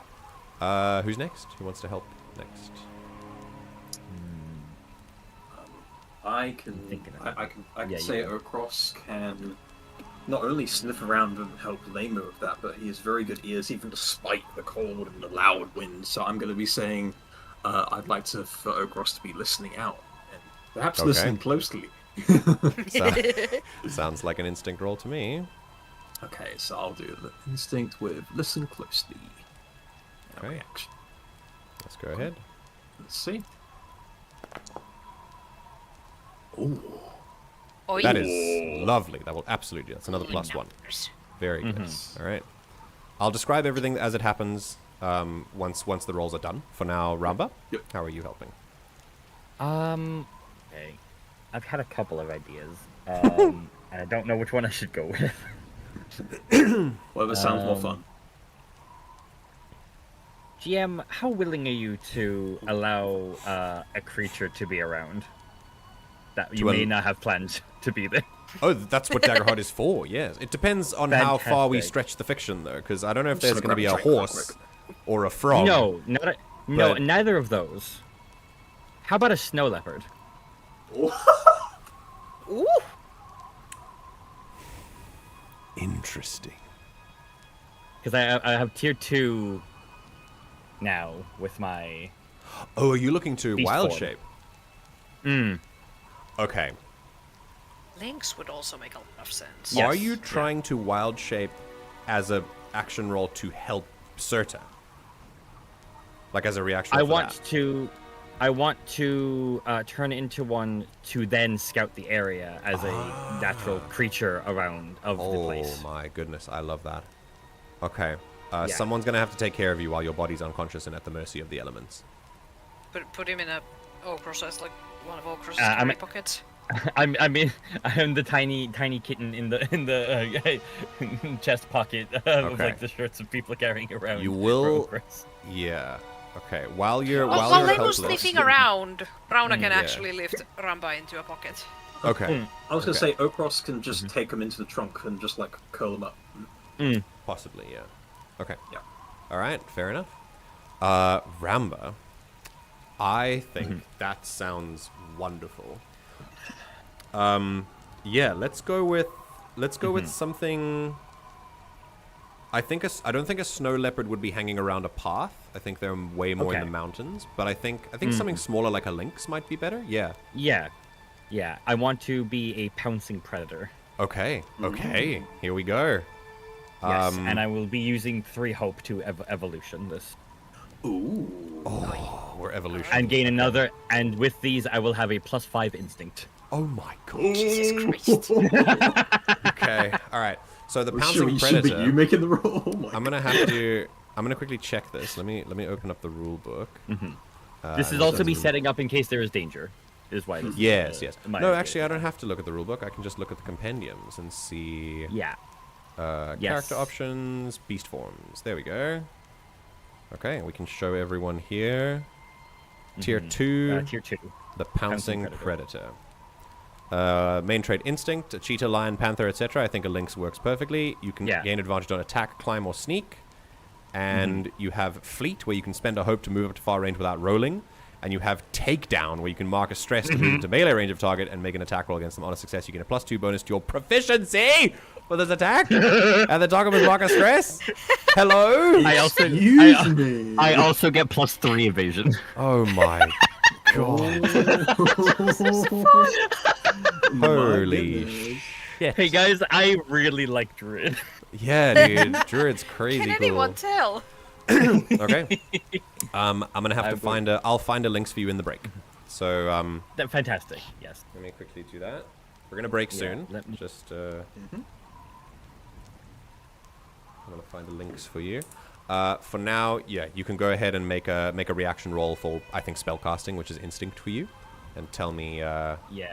Well, once yeah, I'm let's see able what you to get everything set up on the sheet, because it takes a bit. Yeah. Do you do a spellcast roll if it's evolution? No, but this has to be a reaction roll anyway because she's helping Serta in her role. Right. Okay, that's her. Okay, that is the roll. Okay. Yes. Transform. Okay. Hey. Spent. I have. Yes. Everything works. Everything worked. I did Everything it. works. Yay. Should you have? Oh my god! Look at the square. Hi. Hello. Tis I. Square. Okay. Yeah. I'll change that in a So- second when I find a token. Are you sure you have 1 hope? I thought you guys had like full hope when you started this. I used 2 hope in my first roll earlier. Oh, and you've used 3 hope to do evolution. Okay. 3 cool, hope to do cool, the cool, thing. cool. Yes. All right. Go ahead. We and have make an hope. I'm instinct. I'm gonna get more. I'm gonna use it. Yeah. Make an Um, instinct reaction roll, and we'll see if you can. Yes. You can do it. We've got 3 Yeah, sniffers and I will just- now. Yes. I'm gonna put you here for now. Oh, I didn't click reaction roll. Oops. Well, it That's doesn't fine. add it. Oh, perfect. Yeah. Fine. It doesn't add it, but that is the 15. difficulty. So yeah, that's perfect. Perfect. Yes. The +5 was needed. I'm. But if it's a I'm reaction roll, it doesn't add to your own hope, does it? No, it doesn't. No. So just No. don't. Just No, don't. no. It's manual anyway. so I just didn't. don't- No, yeah, I'm It's just not manual. adding. Oh yeah. I'm gonna put you here on that mountain, if you don't mind. Yeah. Um, Yeah. Can I say when I spoke out to the wild, there was like a little bit of like a. Almost like a purr or some sort of like sound. Yeah. I'm not very familiar with lynxes. They probably purr. They're cats. It's fine. They probably Loud. exactly. That's, Caterwauling. like Loud. yeah. So I heard a little bit of that in the chorus, and with it, I asked. I once we're looking around and stuff, I used a little bit extra melody in that direction to ask if it would be okay if Very we cool. made a trade real quick, and I could let them rest and be safe for a while. Now- while I. I'm not sure if the lynx is nocturnal. I think it might be. But on a winter night like this, with the wind blowing, I think it takes a little bit of convincing. But it does. It will agree, especially because it's a little bit hungry. And if there's something to be eaten, then it will be happy to find some late midnight snack before it goes to bed. Got it. Find something for it to eat before I swap back, hopefully. Okay, I'm going to end this encounter because the clock isn't ticking anymore. I'm going to do that there. And I'll create a new encounter with 1, 2, 3, 4. Oh, wait. 4. Put you in the spotlight. Okay, cool. Right. Okay, and that's enough. Right, as I said, I'll narrate at the rest, but now all of you have given a +3 to Serta's roll. So Serta, tell me what you're doing. You're leading the group, and give me a trait roll with a +3. And then whatever other things you want to do.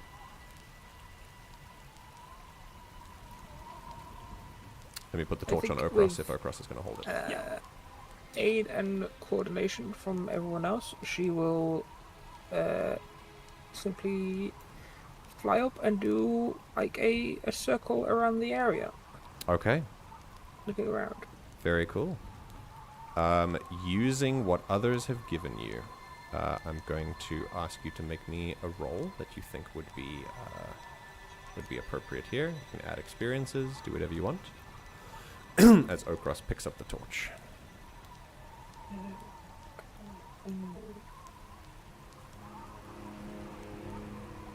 And this one will generate hope for you. It's a +3, yes. +3 from us, and then whatever traits you use on top of that. Yeah. And experiences. I don't know if any of my experiences really fit here. Okay. Got your instinct though, so. Ooh. Oh my god! Close. Oh, That was that's really huge. Beautiful, though. You feel the tension mounting as I am now on 9 fear. Now, a few things happen. So, it starts with some sniffing. Lemu, assisted by Okros, sniffs the air around the statue, finds nothing, and then starts to move a little bit around, and sniffs around this area and realizes Lemu, with a quick bark, draws the attention of you, Rauna. And when you move over to him to check, you see that he has sniffed out a feather. Long and black. Very, very big. And the point looks like it's been removed, whether on purpose or not. But it has been stuck into this branch. And there's signs of some kind of depression next to the log that he's found, with a little bit of help from Okros. Then, Okros lights the torch, and you flap your ears, trying to bat away the wind and listen more closely. You are the one who hears a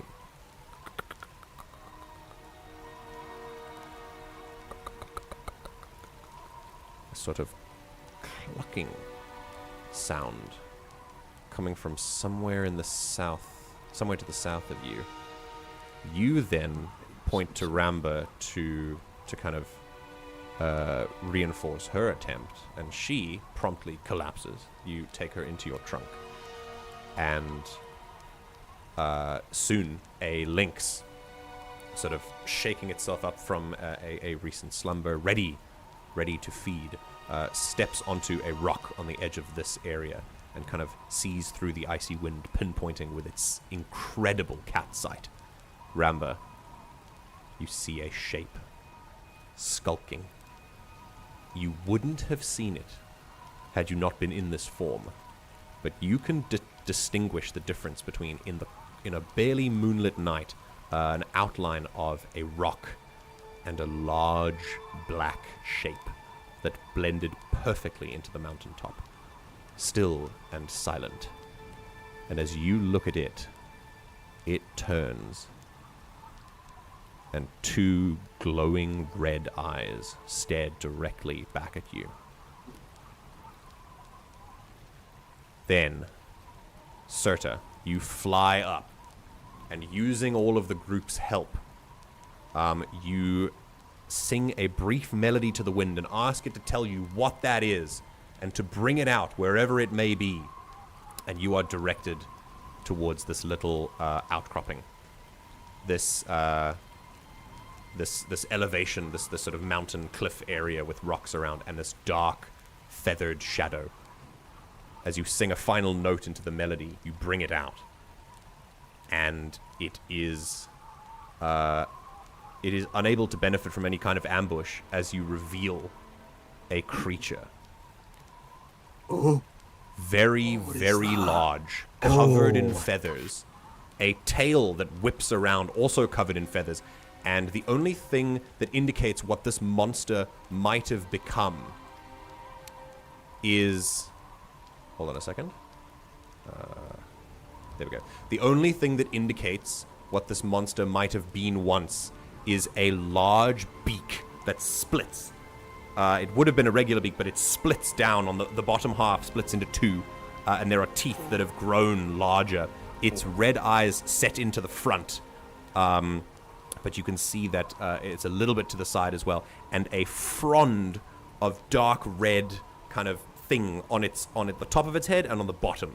Some sort of grotesque chicken bird monster. And those of you with experience might recognize a cockatrice. Oh no! And that is Good when start. the icy winds blow through the entire area. The cockatrice, well suited to a colder environment by now, flaps its wings and gives a just this blood-curdling scream. I'm going to use a fear in a second, but the icy winds blow all the way down the canyon. They've been warming up just for this moment. And I need everyone to make a strength reaction roll, please. Ramba, you are a lynx. You can do this. I think you can do this with advantage. Okay. Do we have the cold advantage still? Yes, you do. You absolutely do. Oh, I did do it with advantage. Okay, Oh, fuck. just roll a d6 and add it. That is a crit. Incredible. Oh, no, it's a 6 and a 9, sorry. Yeah, almost great. 20 though. Oh god, lots of Okay. dice. That's a 7 then. A 7? Okay. No. That's a fail. 20 success, 14 fail, 11 fail. Okay.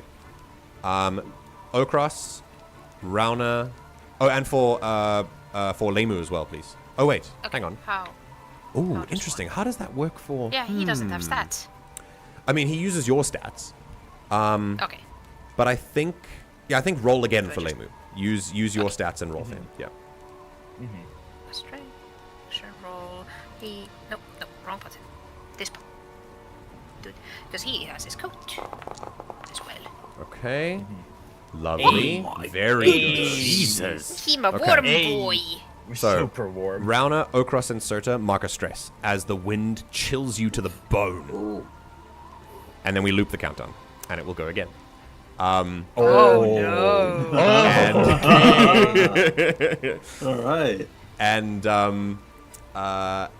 then I'll say for Ramba, you are tucked into Okros, but you are currently helpless against the winds. And I think you can roll with advantage because of your cloak and because you're tucked into Okros, but I will need a roll from Ramba as well. Okay, so I rolled with Lynx, but I rolled a second time now for my actual body. Yeah. Okay. And I think you can roll with double advantage because you have Okros burying you. Yes, okay. And you also have Double advantage. Yeah.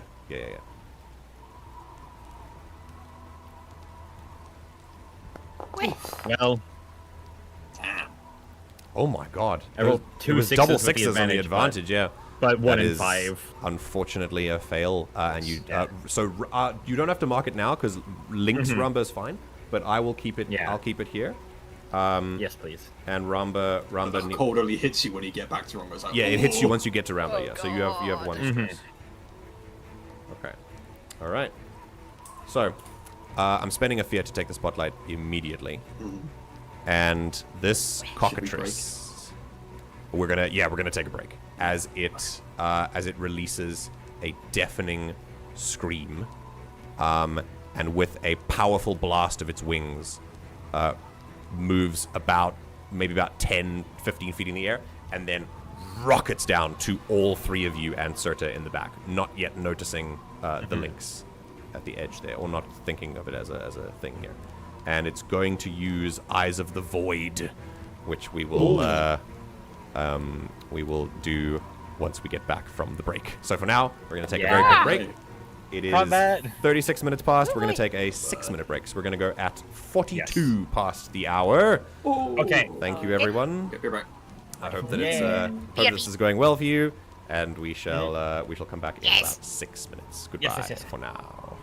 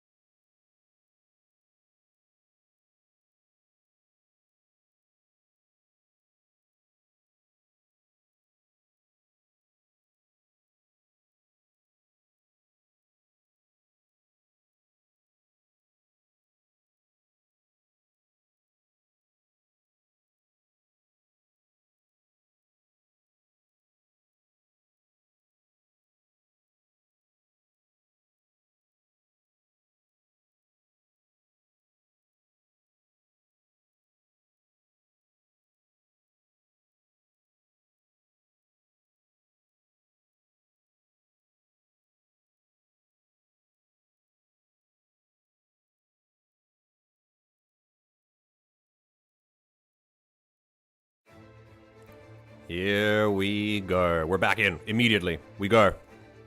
We go. Let me actually... Okay, so we need that. Where's We the need void, that. right? We need the wind. Wind is back to slightly lower. Campfire for the torch. Good. Right. So, those of you who need to catch up, we are here. A cockatrice has pounced from the crags of the Sutlin mountain pass onto the unsuspecting party. Although I would say unsuspecting, but they've done a lot of work to make sure they're suspecting indeed. Very suspecting. And the suspecting has paid off, as now I have to spend a fear, as opposed to getting regular ambush stuff off. So, the cockatrice, with a piercing cry, is going to use Eyes of the Void. I'm going to put that in chat. Mark a stress to force all targets in front of the cockatrice within a close range to make an instinct reaction roll or become disoriented. A disoriented target gains disadvantage on action rolls. A target clears disoriented when they succeed on an action roll or at the end of the scene. Oh. Right. I need all of you to make an instinct reaction roll. And unfortunately... What are you counting as in front? Because technically it's facing diagonally and... It is in front of you. It's a cone. It's a cone from here. I'll draw a cone if you want me to. Yeah, Rambo's fine. It's a cone. It hits you here. Well, if normal Rambo is helpless in front of next to me, then I don't think she's affected really. Rambo will become disoriented. No. Rambo is unconscious. She can't be disoriented. Yeah, exactly. Yeah. Cool. Yeah. Fiction says she's the okay. Lynx is having a nap. Okay, so I need everyone, as this thing lets out a cry that that causes every creature nearby to just skitter away immediately if they were ever there. Yeah, go ahead and make an instinct reaction roll, please. Could I use Veteran of the Long Walk? Because, like, scary big noises like this, I'm going to ask, have you faced a cockatrice before? Ooh. And probably similar magical effect, maybe. I would say I'm not entirely sure, but he is used to like scare tactics and like things that are like loud and like trying to get him on the back foot. It's true. So. I'll give it to you, but I will say that at least narratively, you should know that this is not a regular screech. Yeah. This is a screech. Yeah. That carries it's a song in itself, but it is discordant and clashing and horrific to listen to. And you've dealt with music in a war, so yeah. Yeah. The winds pick up. I need to mark a stress as well. Let me mark a stress. There we go. Oh! Holy shit! Oh my god, it's double ones. That's crazy. Yeah. Okay, so you're fine. Wow, that's crits, hilarious. Unfortunately, okay, so crits on a reaction roll still don't do that, but you still succeed. Oh no. It doesn't. You don't clear a stress, but you're still succeeding. Serta, that's a success. Can I use head down, keep moving? Is it like gonna pretend not to be phased about it, so we're not gonna be phased about it? Absolutely. Yeah, I would say so. Yeah. Also, I need to quickly ask if companions can make reaction rolls quickly. Oh, I didn't do a reaction. Stop! Stop! Wait, is that another crit? No ways. Yes. Rauner and Okros just locking the hell in. Like, yeah, you turn on this creature and you're like, what? Who the fuck are you? The two fighters are like, all right, square down time, square down. Serta, you're fine too. Rauner, you're good. Okros, you're good. Nice. I need to check. Ranger companion, FAQ Ranger companion. Let's see.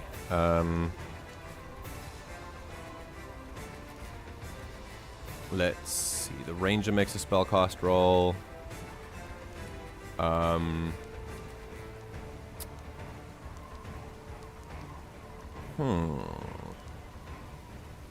Let's see if I can...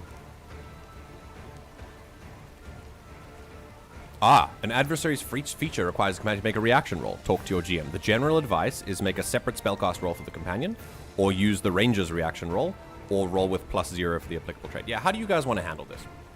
Do you want to? Do you want to roll for him as well at just a straight +0, or do you want to make? Yeah, go on. Sorry.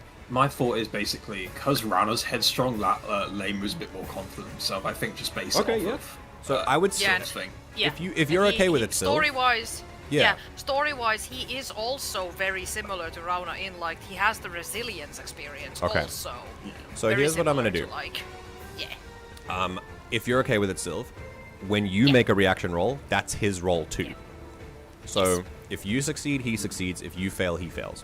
What do you think? Yeah. Perfect. Okay. For now, we can stick with. Welcome back, Candy. The cockatrice has screamed, and everyone has locked in, and it's done absolutely nothing. And you're out of range of that, so you're fine. Yes. It gets. Is fine. It gets to be spotlighted up to 2 times per GM turn because of a thing called Relentless, but I need to spend fear to do it. I will spend another fear. You got a lot. Oh yeah, this is what's so cool about it. And I think You're welcome I will. For the fear. I'm not going to use the same thing. I think it's just going to use Barbed Tail Lash. As its tail with feathers suddenly. So the feathers suddenly like spike outwards, and you realize that they're filled with like these fiberglass endings. That the feather is not actually made of like the soft, downy stuff. It's actually made of these little teeny tiny blades, and it's going to whip its tail around, and it flaps up into the sky. I'm gonna say it's about maybe 5-10 feet above the ground. It's at like eye level with I'd say eye level with Okros. And it's going to send its barbs out just all around, all targets within very close range, which I believe is interesting. Wait, it's got to be from the center of the token. Let's see. Okay, I'll say Lemu's out of it, and it'll just be against Rana and Okros. I don't want to get too finicky with ranges. I might have it just move so that it gets Lemu as well. I don't know. What do you guys think? I think that's fair. Because like measuring from the center works for it, but it doesn't work for like me, for example. Yeah, like, fair enough. Okay, cool. Yeah, all right. Well, in that case, so, I'll just have it. Yeah, he's fine. That's why I don't edge. There we go. Okay. I'll have it hit Lemu, Rana, and Okros. It makes an attack against targets within very close range. Targets the attack at scene suffer 2d12 physical damage, must mark an armor slot without gaining its benefit, and you can still use armor to reduce the damage. So it whips its tail across, and as it does slice against some of you. It's longer than you think, and also some of the feathers shoot out and get and become lodged in with some of your other things. So it's going to make an attack, and I'm going to just burn through my fear and use its experience. And there's no cost for that. In Okros' arms, is she a target as well? Interesting. Oh no. Ramba cannot defend herself. She doesn't have an evasion when she's unconscious. But she's in your pocket. So I'll say. I also have this. Okay, so cool. Like... No, that's fine. I think if it hits your evasion, it'll hit hers. That's what I'll. Okay, that's what I'll say. That's fair. Okay, yeah. Cool. All right. I'll say if it hits me, I will lose that. No. Okay, that hits all of you. So Howie. So are you going to use I'm Your Shield, Okros? Yes. So I will mark a stress and make yourself the target of the attack. The thing is, you are already a target of the attack. That's fine. So, and you've got to choose one ally. So, do you choose Ramba in your arms? Do you choose Rauna, or do you choose Lemu? Well, I'm using I Am Your Shield to protect Ramba. Okay. Rauna can still benefit from my big target, which is. That's true.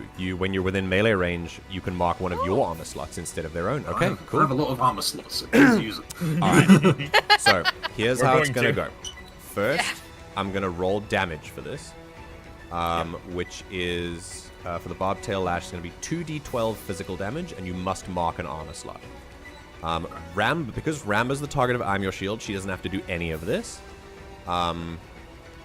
But so I'm marking 2 armor slots. This means you're going to mark 2 armor slots, and you're going to take the damage twice. That's fine. So let's roll 2d12 first. I don't think I'm going to roll all the time. I'm just going to roll twice. I'm going to roll once and then just apply it to everyone. So, actually, let me ask you guys. Would you prefer if I rolled once and applied it to everyone, or would you prefer that I rolled multiple times? I think for AoE attacks like this, I think it just makes sense to roll the damage one. Okay. Yeah. Okay. Everyone's taking 18. So, first, Leimu's going to mark 1 stress. Because he always just marks 1 stress, no matter how much the damage is, he just marks 1 stress. Okay. Yes. So that's a stress for Leimu, as the barbs kind of stick in his nose and around the shoulders of fur and stuff, and he's just not having a good time. Rauna, you get hit immediately. You can mark, that's 18. What is your damage threshold? That's severe. Oh my god. Severe. You would mark 3 hit points. You can use one of Okross's armor slots instead of one of your own to reduce the damage. But you can also use your own, of course. You can only use 1. Would you like to burn an armor slot? Can I burn Okross's? Because he has a lot. Yeah, go for it. Thank you. So, Okross, you mark an Yes. armor slot. And then, Rauna, you mark 2 hit points. As you duck between... Okross's legs. He stands in the way, but still, you get just like half of your body is just peppered with these tiny little needles. And Okross. First, you take 18, which is your major threshold. Yes, so I take. I will. So, what are you going to do with the normal attack? You're going to mark an armor slot and. I will mark and another reduce? slot. So mark another that'll one be just and one. and then 1 HP. Cool. Next one is going to be protecting from Ramba, which is another 18, which is another major damage. But you need to mark, and you can mark as many armor slots as you like to reduce it. Would you like to do that? What is the damage? Oh no, wait, true. I can mark as many as I want. Ooh. Yes, for I am your shield. Yeah. So that's 2. I will just do 1. Okay. So you mark another one, and you mark another HP. Okay. Yep. I think that's it. That's the damage. Okay. And you marked a stress for I am your shield, right? Yep. Okay. It's made its Of course, movement. taking the hit for 2 people is like, oh.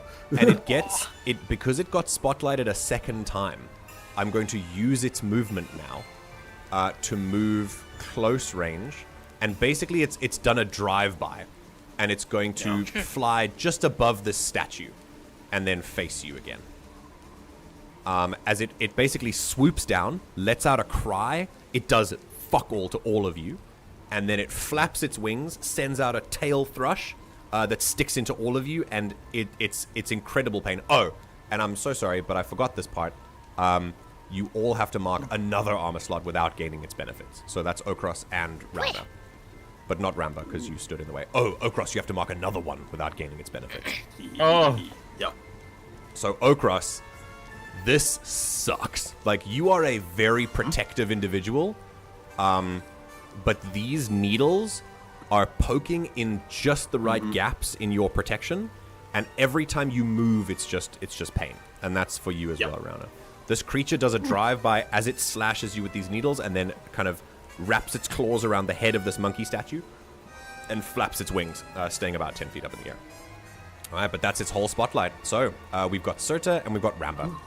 Who wants to go first? Surta was Was that Ramba? Surta was first. I was spotlighted second. Okay. Surta, what do you want to do? Should it not make some kind of like agility check, since I think that's far movement from where it started? It moved once with its first spotlight, and then I spent fear to spotlight it a second time using relentless, so it was both close range. Yeah. Fuck. Okay. What's nice try there. Fuck. All right, what's I what's forgot Surta you do? did it twice. Honey. You're good. Oh, I'm such a Good keeper track. chungus. You're so No, pretty. sweetheart. I'm a stupid chungalonga. Well, now I you can will slap you can you. burn. Oh. That's another icy wind. All right, what's going on? Jesus. That's so Well, funny. you know what?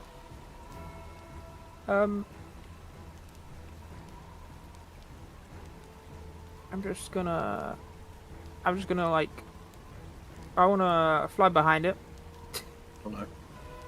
Okay.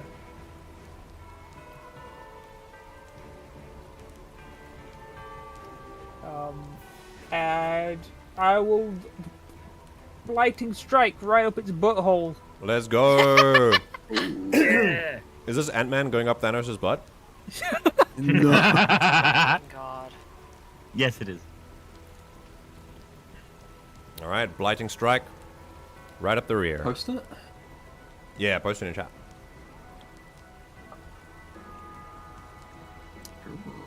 Oh, Okay. that's really good. I don't know what happened to this logo, but my god, it looks different. God. Yeah, that's New Dread horrifying. logo, apparently. It's not the dread logo I gave. Okay. Make a spellcast roll against a target within far range. On a success, the target takes d6 plus 1 magic damage using proficiency, and the next time the target deals damage, it is reduced by half. Wonderful. And if you succeed with fear, it takes more magic damage. Okay. All right, go ahead and make a roll.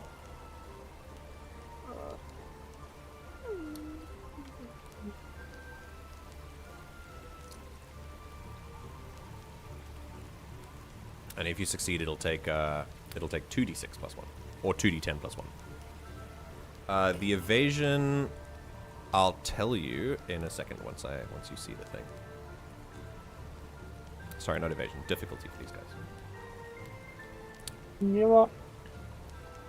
I'm gonna apply fire starter because it's still technically flavored as fire. Okay, cool. Go for it. Gonna light a fire under its ass. Let's go, Soda. Remember, if it's with fear, something weird could happen. It is. Oh no! So let's It takes more damage. Yeah, so I gain a fear. Let's figure the damage first. Go ahead and roll 2d10 plus 1, or just click damage fear. There you go.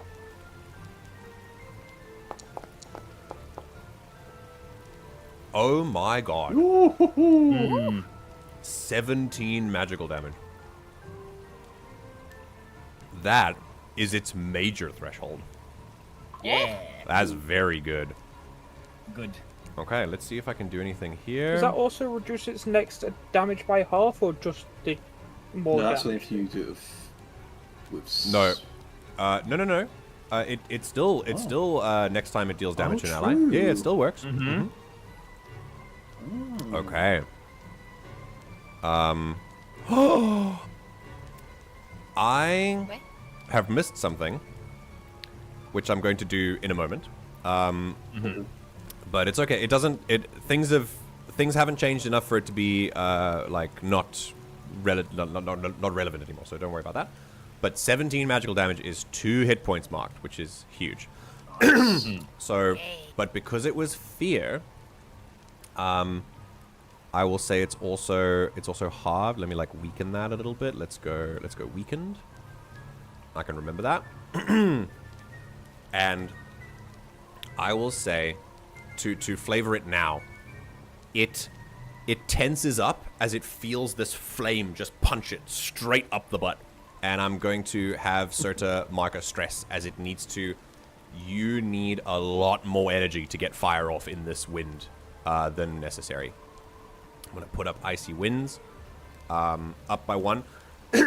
But you do make it mark 2 hit points. And as it does, it crunches its claws around the head of the statue. It cracks it. Doesn't break it, just cracks it. And the kind of adrenaline starts to pump up a little bit. And I'm going to use the terrifying feature, which it did earlier. And because it did succeed on an attack, all PCs within far range lose a hope, and I gain a fear. Within fire. And that includes Oh, you. That No. includes me. So, Hello? I gain a fear, Holy shit. and all of you lose a hope. I have Oh 0 my hope god. again. I Let have me no tell hope. you, there are various different types of enemies in this game. This one is called a solo, because it is enough can see to why. threaten Yeah. an entire party of adventurers. It's a boss, basically. Mm. Okay. Oh god. So, with fear means it's my turn. The cockatrice turns around and basically just flicks one of its claws, and it's going to try and attack you, Serta, with a razor beak. So it's going to make a razor beak attack against you.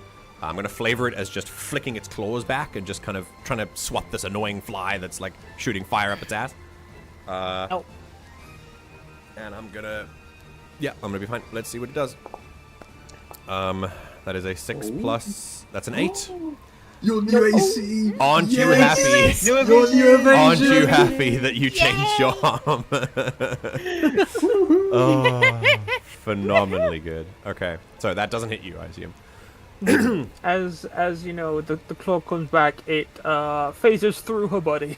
Yeah, Harmlessly. yeah. It just and it kind of takes a second to realize what's just happened, but you understand that as its split red eyes turn over its shoulder to stare at you, Serta, and you feel this kind of a stone drop in your stomach. It doesn't look like it's kind of taking stock of, that's interesting. It doesn't look confused or anything. It just looks mad. It's just insane and angry. This is a monster. It's not something that can be reasoned with in this state. Why it's here, or what it even is for most of you, that is a question for maybe after it's dealt with. But for now, it is just a monster. Okay. Alrighty. That's its whole thing. I'm not going to spend a fear again to spotlight it twice. I'm just going to let it go back to you guys. So we're going to go with Rumba. What are you doing? Okay. So I, as a pouncing predator, have a thing called Takedown. Yes. It says, mark a stress to move into melee range of a target. Yes. There's no range on it. No range. Oh, you can just do it. Yeah. You just fucking Jesus Christ. So I'm going to mark a stress, post it in chat. Yeah. And I'm going to Take down. take down, save the world. Is it take down? Real quick, what were we ruling on the being able to like reposition slightly out of your home spotlight? Oh. Sorry, hang on, I have pasta. You can just, as long as you don't take an action roll, you can just move and then pass the spotlight to someone else. But that might give me an opportunity to make a GM move as well. Yeah, okay. Mm-hmm. If you want to move like that, you can. Just discuss amongst yourselves. Mm-hmm. I don't won't move just yet. Okay? Okay. So, Nyum. Oh my god. A lynx bounds out of the wild, bounces off a tree, runs up the statue, and just launches itself onto the Yes. onto the cockatrice. Okay, make an attack roll. So, I make an attack roll. Don't really think there's a... Don't think, I have no hopes to use, so I'm just gonna... I don't really think any of my experiences help anyway. I'm just going to attack. Okay, let's see what happens. It's a difficulty 14. Yes. Yes. I am using... I think I'm using the right stuff. Yes. Oh! That is definitely... Oh my god! It's with hope, Nice. and it's a 22 that hits absolutely. Yes. So I gain a hope, and also my attack now has +2 to my proficiency. Oh my god. So what was that? What was the damage usually? Damage usually is 2d8 plus 6. You now deal 4d8 plus 6. What? Yes. Okay, Druid. Okay. That is Oh 26 my damage. god. 26 damage? Nice. That Good is God. its severe range. Yeah. As it takes a massive hit. Tell me what happens. Explain as you dive onto this creature. So from the perch that I was on as the lynx and locking eyes with the creature, seeing it disregard me, thinking I'm just some of the local wildlife attacking the party, I could hear their, see the attacks and see it swipe at Serta, bounce off, and I'm just like parkouring off of trees, off of everything, gaining as much momentum as possible. And once I get to about like here, I just pounce up using all that momentum, spring upwards, and just tackle it. And just like, tackle it off the statue and bounce, and just like pounce off of it, and it's kicked back, and I land perfectly back down. Right here. It lands. You end up over here. Yeah. And and it's now on the ground, and you're on top of it, just savaging it. Yeah. At that moment, the icy winds roll through, and I need everyone to make a strength saving throw against a difficulty. Sorry, a strength reaction roll. This is not D&D. Yeah. Against a difficulty 15. We still have our advantage. Yes, you have advantage still. Yeah. Okay. Yeah, all of you do. I'm good. You're good. Ooh, dice. Nice. Roll the You're dice. good. 30. 30? Humble. Shit. What did I roll? Oh my god. 11, 12, and 4. Jesus. Alright. Serta, yeah, you're Humble. good. And then I roll humble mammoth. once more for Ramba. Yeah, roll for Rambo as well. Yeah. I also Wow. roll for Ramba.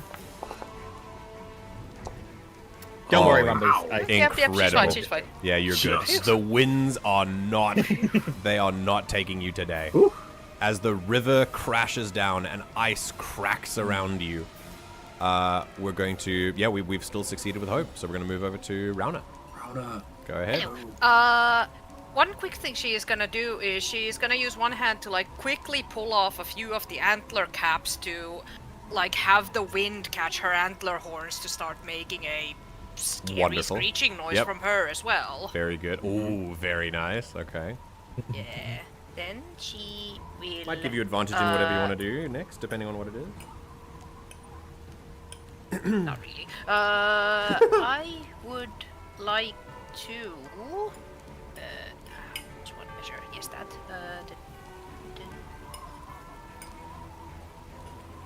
May I? How do I post this in chat? Where is the button? There is the button. May I vicious entangle the creature? Oh, you may. Ooh. Yeah.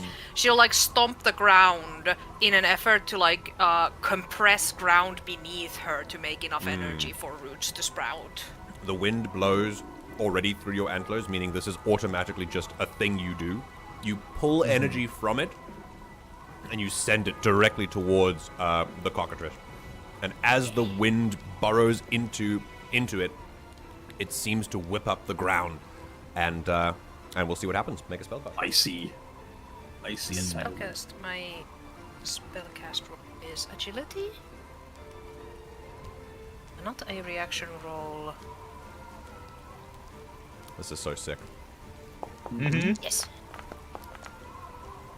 Ooh. Ooh.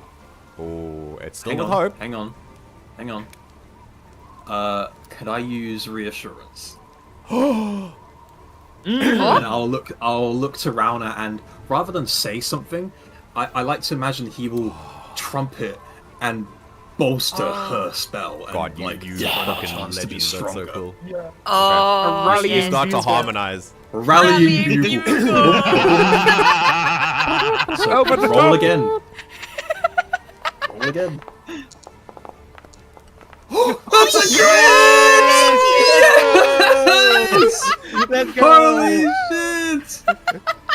Ow! Oh my god, it's a crit. Hope and clear a stress, right? Gain a hope, clear a stress, and Oh, with crit, Thank you what so a fucking much. use of that. you Oh, deal. You don't deal 1d8 plus 1 physical damage. You deal 8 plus 1d8 plus 1 physical damage. You max out. You max out the die on the crit. Sick. 1d8 plus how Vicinity. much? It's technically 9. Technically 1d8 plus 9, correct? Yes. Yes. Yeah. That's a 1d8 plus 9. Yeah. Okay. It's still plus 9 though. That's 11. That is the creature's Target. minor. So it marks 1 hit point. And as vines with this icy these icy thorns that strap around, it straps the creature down, and I will restrain it as well. Which means it can't move. And Sylv, Yeah. the wind, your spell, including the teamwork with Okros, this performance. As you look around, you realize that you've calmed the wind. What? Not permanently, but instead of ticking up the countdown by 1, you've ticked it down. And so you have more time before the icy winds take you again. Very, very good. So, this creature thrashes against its bonds. And this is a very good opportunity for me to spend a fear and take the spotlight back. Sorry, wrong way. I'm going to first spend a fear as it thrashes against these vines, it's going to try and take on Ramba. It's going to just attack you, just wildly thrashing out with its beak as it snaps and tries to take you on. And it's going to make a razor beak attack against you. I don't think it's in a position to use Predator right now, so it's not a Predator at the moment. That will not do it. Yeah. Nice. Oh, goodness. Okay. And then I'm going to spend a fear to spotlight it again. And instead of trying to... So basically what this means is when it is temporarily restrained, it means while it's spotlighted, I can use its entire turn to remove the condition. But I'm not going to do that because I think it's better for it to emergency just Eyes of the Void again. Just mark another stress. Okay. And force all targets in front of the cockatrice. I think it's going to be Ramba and Surta. And it's just going to just scream again. And it's going I'm technically to the side you're of it. not I think It's got eyes on the side of its head. I want it to be more like something like this, like in this kind of area, and Wow. yeah. Okay, I guess. Johnny. I know you're messing with me, but the reason I do it this way is because this is what I think the system wants us to do. I think it wants us to follow the fiction and not stick to specifically like really strict tactical like No, it grids has and to things be the like way that. the token is facing. Right. So it's going to make an attack, and I want I've marked a stress, and I want Ramba and Surta to make an instinct reaction roll, please. Use Eyes of the Void. By the way, I put reassurance Success. into my vault because I can't use it again until another rest. So, yeah. Oh, okay, cool. Oh. That is a fail. For what's the fail? It's a. Oh, wait a minute. No. You meet it. Oh? It's a difficulty 14. Oh wait, Yes! it's 14. Oh, Yeah. Let's go. Oh my god, you Nice. just can't do it. Okay. +5 is really coming in clutch for Yeah, me. yeah. And I can't spotlight it again, so it stares at you again, and for the second time, this creature that is an apex predator anywhere else just falls flat. And it's not defeated. It's still thrashing, and you get the sense it's going to thrash until it is no longer moving. Yeah, it looks like Spotlight is going to go over to Surta, unless Okros, who hasn't had a turn yet, would like to try something. To be honest, all I want to do is move. So, Okay, if that's all right with everyone, Is that cool with you, Ash? Yep. Yeah. Okay, let's let Okros I'll move scoot quickly. a little, scoot like sort of more in the middle and stand Yeah. ready to like rush to someone's aid if they need it. The thing is That's still it. restrained, so I don't think it's going to really take an opportunity against you. We'll go to Surta. Yeah, Surta, what are you up to? Oh boy. Oh no. Whisper some How are you going to freaky torment this creature with your words? whispers. Freaky whispers. I think Tell it's me what happens. more gonna be unsettling sounds. Okay. Tell me what it sounds like to this creature.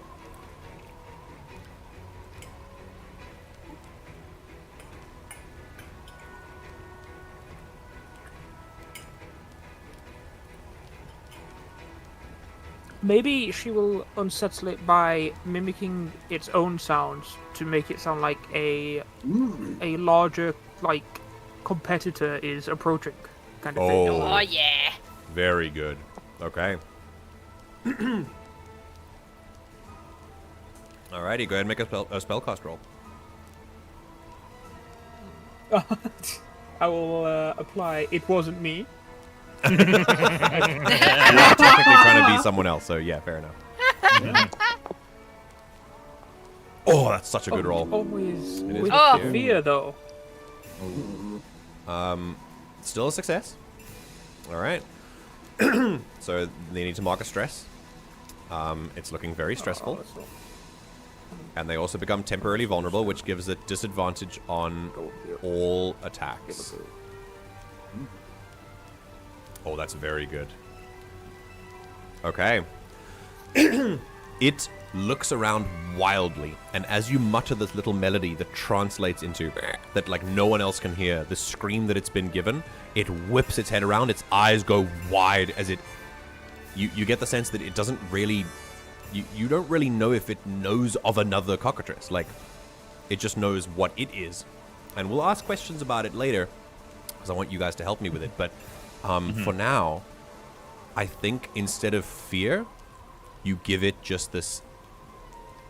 Well, instead of reacting by cowering in fear, the fear it gets is, I need to fight for my life. And it's going to attack. But being vulnerable, it is... It's not attacking with good forethought. It's just wildly striking, which is making it a lot more predictable. Okay, that is with fear, so I'm going to spotlight it.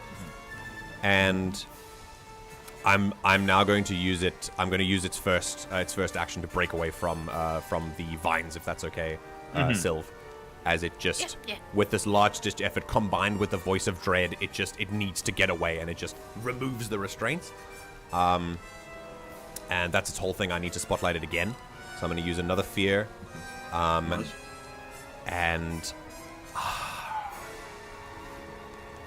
I think it might... It needs to get things disoriented. So in this moment, I'm going to spend another fear to add its predator experience. And in this desperate hour, it's going to use Mark Eyes of the Void again. And it's going to mark its last stress. To make all targets within close range. So I think it's going to move. Let's see.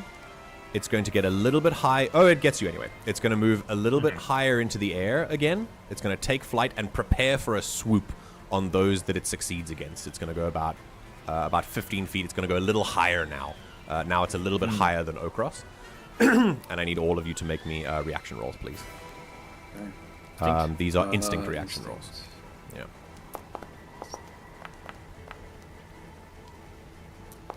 Oh, come on, man. That's a fail. That's a fail. The amount of ones I've rolled, by the way. Yeah, that's a fail. Again. Oh my god. Oh, it's a crit for. That's a crit for Okros. Okay. Ooh, three fails. Who wants one added to their? Who wants some added to their roll? Who really doesn't want to be disoriented? I can, all of us? but I can also just save my prayer dice. Yeah, he's got prayer dice. I'll give you 4. Oh. To your result. So we get disadvantage from being disoriented. Disoriented. Unless you use an action when you to. Yeah, you clear disoriented when you succeed on an action roll or at the end of the scene. And when you are disoriented, you gain disadvantage on action rolls. Actually, isn't that bad. I think I'll just tank it. Okay. Yeah. Sota, Rana? Yeah. Okay. Yeah. So, that means that everyone except Okros. Okros, you weather the storm, and then with dismay, you look around you and see that everyone else has been thoroughly shaken. I don't want to go around and ask everyone what it looks like, but I want you to imagine this sound pierces through and uses music in a way that maybe you've never heard it used before. Music in a way that drives at your deepest fear and tries to bring it into the light. It might totally feel funny. It is a very, very unsettling feeling. And it is a feeling that this creature gives you that wordlessly says, you're going to die now. And I will make you, let's say stunned, for this. Not mechanically, obviously, but that means you, and you, and Candy, you weren't here for this one, but Ramba is immune from this effect because she's unconscious anyway, so it doesn't matter. Well, I figured, yeah. She's just having very bad dreams. That's okay. Okay. Well, technically it's you. It's your mind. The cat's having bad dreams. Is not having a great time. Yeah. Poor baby. All right. Because that's its second attempt to, that's its resentment. I can't spotlight it again, so we have to go to you guys. If you kill it, it's very wounded. if you kill it before it gets its next turn, it will not be able to do this. And also, it hasn't succeeded on an attack yet, so I don't think anyone... Yeah, it hasn't... This was a saving throw. So it can't use its terrifying yet. But I'll give you just a hint. The next thing it's going to use is absolutely its barbed tail lash, and it has another ability called Turn Inside Out, which it's going to use if it succeeds with barbed tail lash. So it will have disadvantage on those. It will have disadvantage, but it's not. And it'll do half damage as well. That's very true. Shit. Yeah. Yeah. We're going to go over to either Ramba or Rauner, depending on what you guys want to do. I want to give Rauner. I want to say. What do you guys think? Like spirit. Candy, Technically, Ramba was first, so I'll go with Candy. Candy, what do you think? Yeah. I'm not going to give you the turn. I'm just going to ask if you think, what do you think between you and Syl? It's been longer since I've had a go. Okay, let's go. Yeah. Go. Go, Ramba. Yeah. Okay. Do you need hope? I have a tiny bit of hope. Oh. Hope doesn't really help with the Lynx's abilities anyway. It's more stress, I think. Yeah. It's now 15 feet in the air. You're gonna have to you can probably do it with movement. You can leap off the statue if you really want to. Yeah, I can. Yeah. Wait, so leap off Okros. with that, I was gonna go between both of them. Yes. That's so sick. Oh. Wait, could we so- tag team? Wait, hang on. You need hope for that. I need hope for that. I have hope. Anyone can initiate. Yeah? The person Well, who if you initiates the tag team spends 3 hope. Yes, I don't have 3 hope yet. But you can give the spotlight to Okros to spend the hope and initiate the tag team. But it can still be yours. But Okros can spend the hope. Well, if I was to make a tag team, I would want to try to bring Rauner into it because Rauner's the other one who added the spotlight. You don't. It's not just 2 people. Everyone can. Oh. More than 2 people can do a tag team roll. Oh. I think so. Hang on. Let me read exactly. How much hope do you have, Sylv? 3 at the moment. Okay. That's how much you need for it. That's how much. Yeah. Initiate But that's tag the person who team. starts. Well, we Everyone could say it's your. pitch in We could 3. say it's your spotlight. I could give Once it to per you. session. You could add Oh, your it's spotlight. 2. It's 2 players. Okay. Oh. Let me You see do go. Yeah. No, hold on. I think the rule book might have something extra about this. Give me a moment. Because then I just say you 2 could tag team. Yeah. And then you just use Okros as a springboard. Yeah. Because you don't need to actively do anything about it. You just I'm just figuring out here. the scenery. I'm terrain. You're just standing there. You're terrain.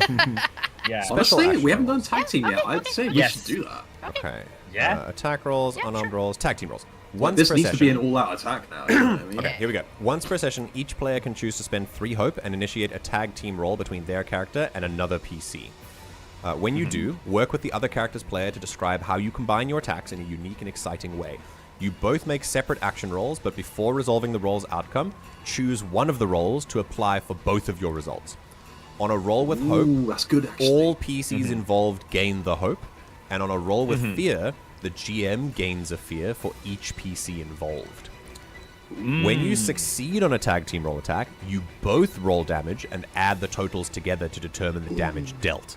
If the attacks deal different types of damage, you choose which type to deal. And a tag team roll counts as a single action roll for the purpose of any countdowns or features that track action rolls. I would like to offer the option to you that if you... I need to do this again. That if you would like, we can have multiple people initiate tag team. I would like it for 2 of you to start at first. But if in the future you want to do one with 3, we can do that. But then I'll gain 3 fear if you fail, or if you roll with fear. Yeah. But then obviously, we can figure out how that works later. For now, let's just do with 2. Okay. So it's going to be Ramba and Rauner. Instead of me getting the My spotlight. current... Yeah. Rauner spotlight? Yes. My current idea is to have... to send Leimu out to do like a drive-by attack that he just... neumes past, bites at the cockatrice's bum, and then runs to But somewhere it's in like... the air. That's the issue. So that's Oh, my he tag can team. Because jump. I pounce up. Yeah, he well, can I jump. pounce up. I knock it down to the Okay. ground for Leimu. Yeah, yeah. And then have Leimu also like stop like over here into it. and bark and be like, hey, look over here, look over here. Mm-hmm. Okay. All right, cool. Well, if the creature is, dead, then he won't need that. But if it's still alive, then we'll see.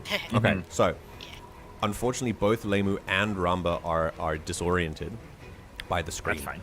So both of you are going to make a roll, both of you at disadvantage, against this target's difficulty of 14. Mm-hmm. Let's see what still happens. add my prayer dice to that roll if need be. Yes. Yes, you can. Yeah. Yes. Which so only one of you this- needs to succeed, technically. Yeah. So I'm gonna mark a stress for takedown. Okay. Oh my god, we're doing it this again. attack. Yeah.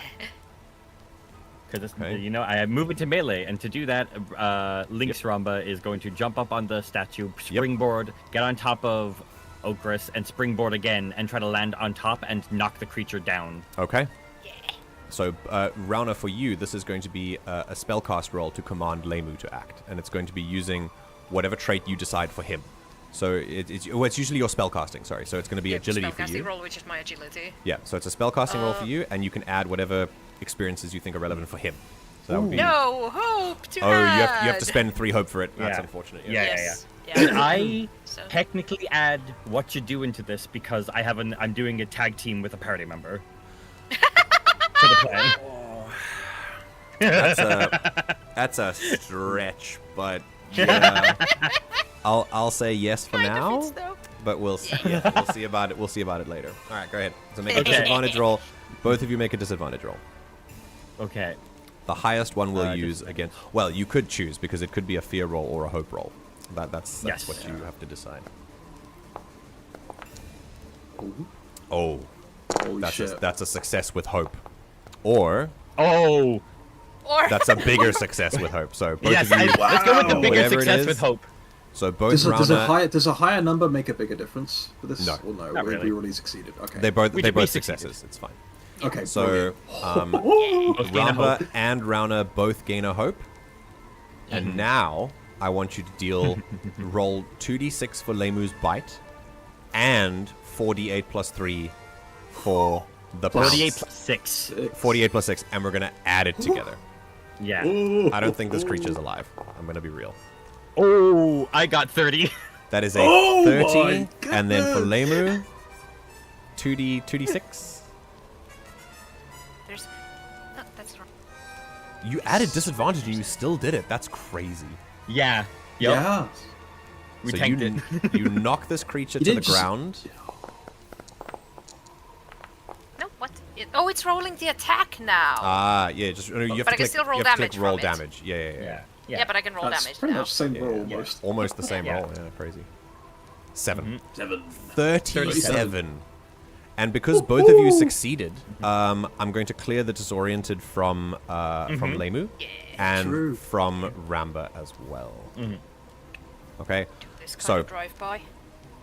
yeah, I mean you've already described what had happened, so I'm going to just say you bounce off of Okros, the statue, you land on the creature, you tackle it to the ground, and you bite down on its neck, forcing the muscles in its beak to snap shut, while Lemu runs past the creature and just drags his claws and basically just mauls the back of it.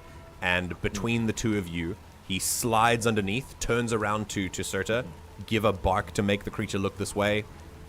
The creature's not going to be looking at anyone anytime soon, as the lynx bites out its throat and finishes the job as you do severe damage to it and make it dead. Oh. Yeah. And Holy yeah, shit. there's no dead icon in the default icons, but there is a defeated icon for this. So we're gonna Oh God, that's horrifying. And I don't like that. We're gonna make it small. There you go. It's no longer vulnerable. It's no longer weakened. And with that, the creature awesome. falls, Oh my God. and there is a small victory splash in the music. Yay! Good timing. And as the creature finally lets no, PocketBot has a victory splash you can click when you win. Oh my fucking shit. God, Yeah. amazing. That's awesome. It shudders and gives a guttural as dark red, black blood oozes from it and into the snow, creating almost instantly freezing with the wind blowing it and leaking all the way up to the statue of the monkey with the cracked head. And I was going to add, if I yes, Okros, go for it. The triumph of both of them was exceeding, and Okros, seeing that this monster is felled, looking between Surta, Ramba, actual Ramba, and then Lemu and Rauna, he gives almost like he lifts the trunk of the torch, gripping it, and gives a triumphant thugumf, as I will give Rauna and Ramba 4 herb each. Oh my god! So the last of my and I'm progress. almost back to full again. Very, very good. Yay, thank you. Okay. Thank One you. off. Me too. Incredible. And with that, you all take a moment before you realize that the mountain pass is not done with you yet, as the icy winds take hold. And I need another reaction roll from all of you. Ooh. Okay. It's not the end of the scene. You are still disoriented, but because this is a reaction roll, it's not an action roll, so you don't have disadvantage on this. Yeah. Which one was it? Strength? Strength. It's a strength, difficulty 15. Oh, your dice. Lynx hit is my fine. dice. Oh no, Surta. Oh yeah. Okay. Oh, so, 1 over. Yay. Yeah, you guys are all. Oh, you guys are all. Ramba fine. is not good. No, Ramba. Ramba takes a second. Lynx is stress. fine, Ramba's Lynx is not. fine. Ramba takes. I didn't second add stress. my advantage. That's crazy. Save, Surta. actually, I need to add my advantage. Oh god, I did do that. Oh yeah, roll a d6. Let's see if it makes a difference. Let's go. I think it Yay! would. Yeah, you're fine. Okay. So Surta, you do not add a stress, but Ramba is getting much colder in Okros's pocket. Okay. And as you gather yourselves and figure out what to do next and what on earth this creature was, we're going to take another quick break.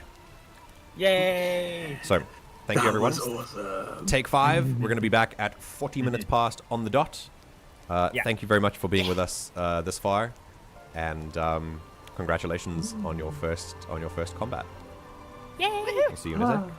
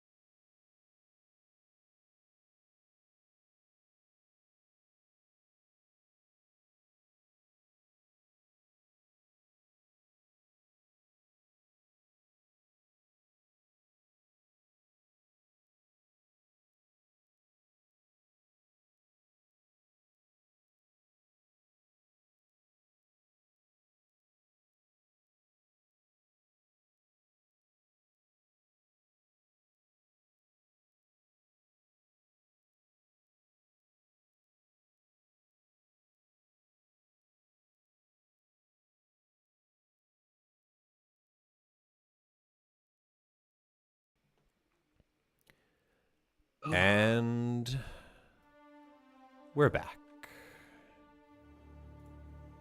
So, the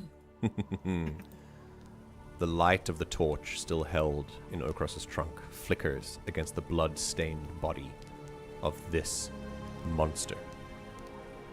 Collapsed, dead, next to the cracked statue of one of the first explorers to ever come to Kovarru. The river is now the only sound you hear past the icy winds, which have not abated, and most likely will not after the end of this. I think the time goes now. We're going to give this was about a couple minutes of engagement, and then I'm going to start. I'm going to activate you again, put you all in the spotlight again. Okay, good. Right. The night continues, and you look around and notice that Ramba is in lynx form, and her teeth, along with Lemu's, are stained with the blood of this creature. And I will ask you all, what would you like to do in this moment? Rauna will just like a quick look that everyone else is still standing. That's good enough for her. She'll walk over to Lemu and start cleaning him up, like pluck out the barbs as well as she can, clean his teeth, because that the blood looks rank. Or is something wrong with it? Yeah. She is taking out a rag and cleaning his teeth. Okay. It doesn't. Well, actually. To you, it doesn't look like it's poisoned, or anything. Yeah. It's just a monster, so it might not taste very nice, but meat is still meat. It just looks a bit weird. If he's never had a bite of cockatrice before, she doesn't know how he'll react to it. Maybe he'll just have an upset tummy about it. So yeah. No, that's fair. Anyway. That's fair. Yeah. I had a question. Okros is going to slowly trundle over, kind of angle himself so that Rambo's body is shielded as much from the cold and the wind as possible, and look down to Lynx Ramba and then to this creature. I was wondering, in Okros' past, has he seen a creature anything like this with like this black blood? Does this look natural? It's up to you. What do you think? Well, I was going to ask if I could roll for it. Do you want to? Yeah, I mean, let's see. Let's make a knowledge roll. See if he has the knowledge for it. And okay.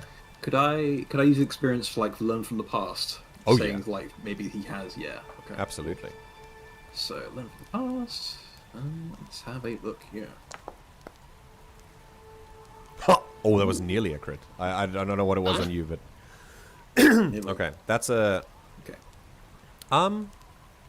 Yeah, you gain a hope, and I'll say that'll do it because Okros, what do you think about monsters in general? Do you think that Okros? Do you think that in a war, monsters would have been used as either beasts of burden or another twisted way to kind of make wild attacks at things? Monsters in Ketakara, or I suppose monsters in Eyya in general, all have very different origins. It's not like there's one place and there are monsters. So really the birth of this cockatrice could be whatever you decide it is. Well, I think it's more so a case he's not so much wondering about its origin or if he's seen it before. He's wondering if this particular creature looks like it's been shaped unnaturally. Do you know what I mean? Well, there's one thing that you know, is that it takes, in order to turn a creature into a monster, if they're going to, probably takes an incredible amount of skill at music, and the wrong kind of skill. To twist a creature into a being like this, it takes someone very, very, very powerful. And which is why my thought is that he has seen these kind of creatures before in war, very rarely, because they're very skilled and they need a lot of talent to do that. But they were a menace. You know what I mean? Oh yeah, absolutely. So, I mean, one of these things could take out a front line. Seeing this thing. Yeah, exactly. Now the thing is, though, your brain and your experience tells you, Kovarru is pretty new. If there is a powerful enough maestra to make a cockatrice, the entire power structure of this place should be different. Or they're, like, in hiding or in secret. It doesn't strike you as... it doesn't strike you like someone made this cockatrice and then put them here. If this cockatrice was placed here, that's a different story. And it's actually likely that it was, because obviously on the trail, like, monsters are found in removed corners of the world. It's very rare that a monster comes this way. This is on a common path, like, even at night. It must have had a reason to come here, whatever it was. And if this was a hunting ground for a long time, you would have heard about it from the tavern keeper. So this is clearly a new addition. A new thing. So that's why he's so like, this is weird. Whether it's been made by a powerful maestra now, or whether it's been brought here from somewhere else, that you can't really divine. But it doesn't strike you... It strikes you as if it's true that there is a powerful enough maestra to create a creature like this in Kovarru, then that's very unusual. So that would be like a zebra, not a horse, if you know the metaphor I'm referring to. Yes. Yeah. Like, the horse is more like... it's I think it occurs to you that it's most likely that the creature was brought here. Or found its way here by like happenstance. Okay. I think then he'll just be standing there for a bit, kind of while the others gather themselves. He's just gonna be like kind of assessing this thing, like, what is this thing doing here? Yeah.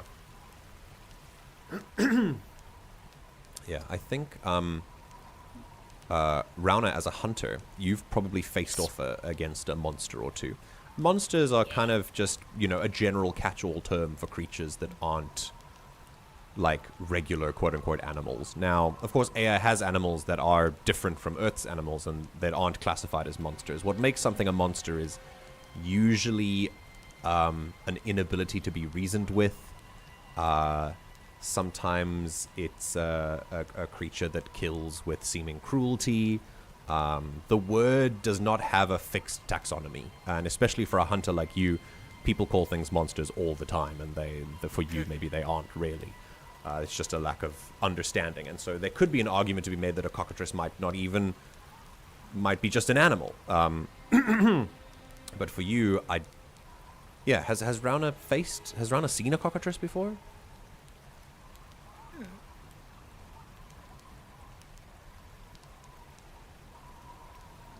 She ponder. Probably not specifically a cockatrice. Probably something else. Something else. All right. Yeah. Okay, cool. Either way, Okras's kind of musings that this thing doesn't quite belong here is definitely ringing true for you as well. You're pretty sure. Yeah. Even though this creature seemed to be okay with the wind, and it wasn't marking stress, meaning that there must be something else here. It's either maybe it's used to a cold environment, just not this one. There are a few possibilities.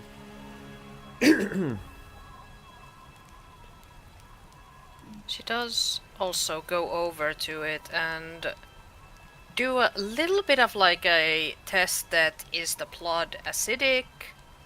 Will the blood hurt her? And if it doesn't, she will just very casually start taking trophies, taking like proof. She is planning that when they go down to the village, she will show that, hey, we killed this thing like right above your village. Okay. Yeah.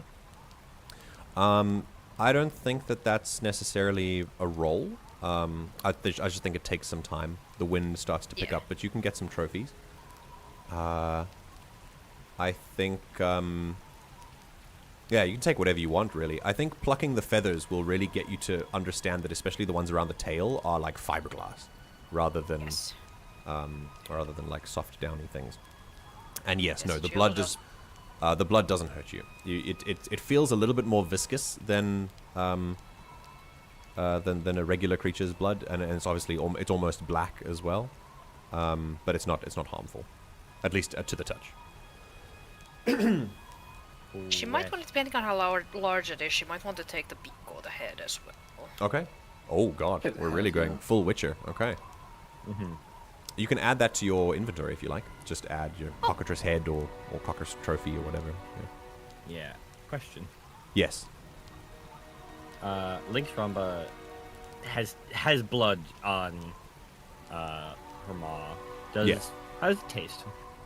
I don't know. How does it taste? I think, as a treat to the Lynx for helping out, whatever's left behind will be a very nice dinner. Okay. So the Lynx likes it. So once, so I think after everyone's done with like the body, whatever's left over, Ramba as the Lynx will just like give a nod to each of the party members, showing that Ramba's still, present within. And we'll just like drag the rest of it off back where the Lynx was resting. Cool. And then once there, Ramba will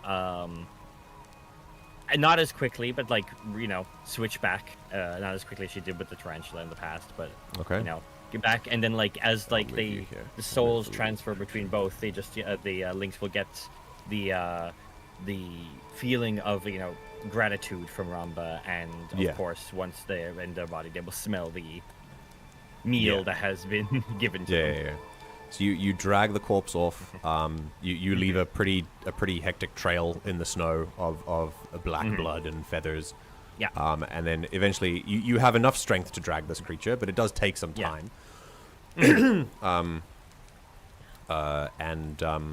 Eventually you put it in this little outcropping where the Lynx was before, and you sort of come bounding down back on the trail.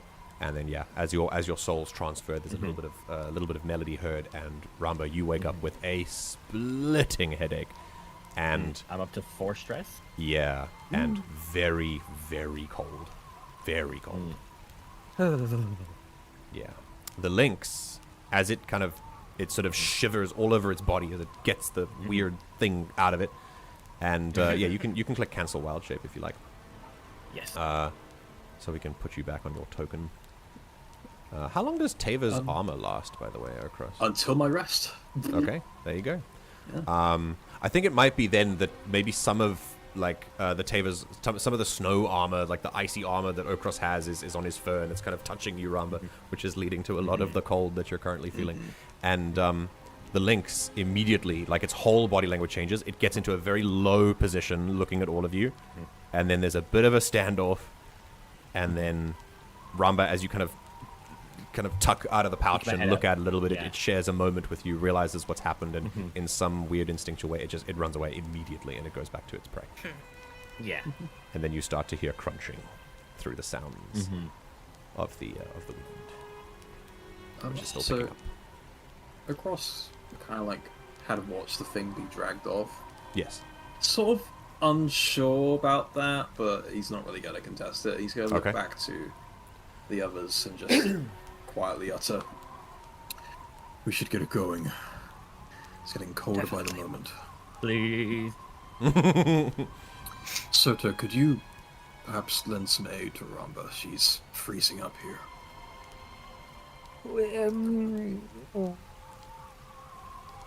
Take some of my own body heat if you need to. Oh. Interesting. It would make it easier than getting it from the wind. Okay. Okay. Get shriveled and dies. Are you siphon essence? No. Yes, Rana. Rauna helps somehow by just adding into the music with her horn flute. Yeah, absolutely. Okay, go ahead and spend a hope, and Serta, you can get an advantage on that. And I'm going to say that this, depending on the roll, will contribute to the mountain pass. Instead of doing something like clearer stress, because that's usually an ability that you would have. Yeah. I think it'll just contribute to your progress down the mountain. Yeah. All right, Serta, go ahead and make a roll and add an advantage. Is it instinct? This was such an unnecessarily big map. My God. Yes, I think. Oh my God! I love it. At your stream. I think it is. I think it is instinct. Yeah. Jesus, dude. It's really funny. I'm so... Oh, God. Okay. Hey. 23 with hope. Oh, phenomenal. All right, so you get a hope, and because that's 23 with hope, we tick up twice on the mountain pass. On the mountain pass thing. Unfortunately, that also triggers the icy winds, so I'm going to need another strength check from everyone. This looping countdown is so tough. That's crazy. It's very interesting. It's really, I'm really happy with how it's creating a sense of urgency that you need to get away. Yes. Yeah. Use your advantages. Okay. Yes.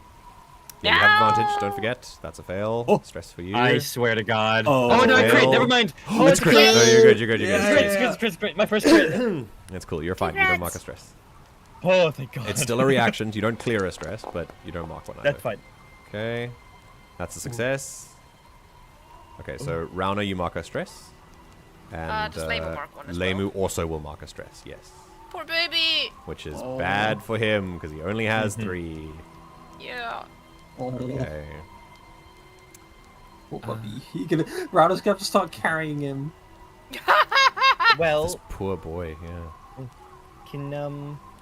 could Ramba, seeing that Lemu's like feeling it a little bit, just like usher him over to Okras and then just like give him some pets and just go, "You did such a good job back there. Thank you so much for helping us out." And can I use inspirational words to clear an ally stress?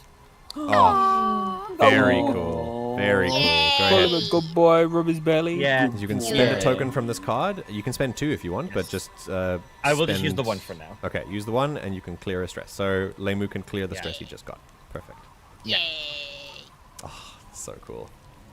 His Okay. tail goes thump thump. A little sing song and that's it. out of here. Okay, you move. You don't have to move your tokens. I'm going to switch you to something more artsy now. But there's well, actually no, I know I'm not. There's something else. But before I do that, Serta, you didn't make your strength reaction roll, please. I'm literally on fire. You have your advantage, but you still need to make a I'm roll. literally on fire. I should get double advantage. The fire literally is the on reason fire. that you have the advantage. Johnny. Come on. I should get double advantage because I'm on fire. It doesn't really do much, to be honest. Oh, No. nope. That's a stress. Okay. I told you I should okay. get double advantage because I am on fire. Let me roll another d6 and see what it would have been. If it's a 1, I will laugh at you. 5. Okay. Ash, I hear your pleas, and under much council deliberation, I think I will allow you double advantage specifically because you set yourself on fire to cast a lot of the magic that you just did in the fight. So you can have double advantage from now on. Right. Yay! You continue to make your way down the mountain. And it's at this point that I need to figure out how to do this. I'm going to have to use this ability because otherwise it's a bit unfair because you need agency. Who realizes something is wrong and that the trouble is not yet done as you walk down this pathway? Who gets a little weird sixth sense feeling? Ross is pretty on guard since this, so Okay. especially because what he looked at in his knowledge roll, he's like, there's something more going on here. This is really weird. So he's like extra on alert. Yeah. You walk, and you take a while. The winds whip up again, and still, Okras, you just can't shake this feeling of something is wrong. Why was this creature here? And I'm going to mark a stress on this particular creature. Oh. And I'm going to use an ability called Fly on the Wall. As you see, Okras, it's your ears. Through the wind, you pass a little tree that the wind is buffeting against, and so that gives you just a little bit of an avenue to hear. Your trusty ears. You hear rustling past this tree, past here and into this mountain cropping, another shadow, much faster, moves, and you hear the distinct sound of something flapping. And there is this rustling of leaves, like something is moving very, very fast and frantically, and then a muffled, like, as something has revealed itself to you unintentionally, as it either stubs its toe on something or like trips once it tries to get out of things or whatever. You spot it with your ears, at least. Cross actually stops in his tracks from her and like turns his head slightly, and there's like the wiggling of his ears, and he just says rather flatly, "We're being watched." And then you hear with your elephantine ears, "Oh shit." And all of you turn to watch Okros, follow Okros's gaze, and you see... Follow his trunk, because his trunk points that direction, like, so his head doesn't turn. A dark brown quoll wearing clothes specifically suited for the cold and shaking off the shelter that he had made to kind of hide from this. And you see his beady eyes watch you, and he just goes, "Oh shit," and takes flight immediately. And I need to have him make a roll, because he's flying in very cold wind, and this wasn't how he was planning to get out, but he needs to. So I'm going to have him make a roll. It's just going to be a regular d20. It's not an attack. I am going to spend a fear and +3. And we're going to see what happens against a difficulty 15. Oh, that is not enough. He takes flight. And when he would ordinarily be able to move to far range, he moves only close, as he just cannot make it all the way, and the wind just buffets him this way and that. He is now about maybe 10 to 15 feet up in the air, and he's just struggling. I'm gonna put him here, actually. Okay. What do you guys want to do? He's got the spotlight, but he failed the reaction roll, so it's back to you guys. You have the spotlight. What do you want to do? Yeah, Rando I see Ramba. Sorry, Ramba. Yeah. Oh, Ramba, okay, go. Hi. Oh, but Rando, you want to shoot as well, yeah? Depends what Ramba wants to do. She asks. She does ask if you want me to shoot him. Yeah. Let's try to speak first. And with that, I want Ramba to using Wild Touch. I want to try to take the heat from the wings of the creature and give it to Serta. Oh my god. Oh! Okay. Spellcast roll, please. Oh boy. So this is not just... So this is... Wild Touch would usually just be a thing, but because you're affecting a creature, this is not harmless. Yeah. So this is just a spellcast roll. And I... Honestly, Interesting. You say... Yeah, you can move nature around with Wild Touch. I'd say it's within the bounds of Wild Touch, but it would definitely require a roll. Yes. Now, this one I feel like is the most... Like, I want to talk to this creature. What you doing? Yeah. What you doing? Here's what I'm going to do as well. You can add that. I want to impose disadvantage on this for 2 reasons. First, you're using music to harm someone, and you're using them as a source, which is something that I don't think Ramba does very often, and I think it was very much frowned upon in all of her training. So it's a very instinctive thing, fair. And and also, it's a very wide scope of Wild Touch. So I'll allow it. Yes. But you have disadvantage. Yeah, that's fair too. Okay. Okay. Disadvantage. What you doing? Oop. Oh. Rolls of hope. Yeah. The adversary's difficulty is. It's a 15. So. No paradise this time. That's fine. You still gain a hope. I gain my hope back. So the source works. So basically, you don't mess up the magic. So the performance goes off, but the creature turns back, and through the wind, you can kind of see them let out a screech of like panic as they flap their wings a little bit. And I'll say with instead of giving it to Serta, because it was with Hope, you take not heat to drop the creature. It still stays there, but you clear a stress. Some of the heat reaches into your body and warms you a little bit. Yeah. Thank you. A failure with Hope is not not just devastating.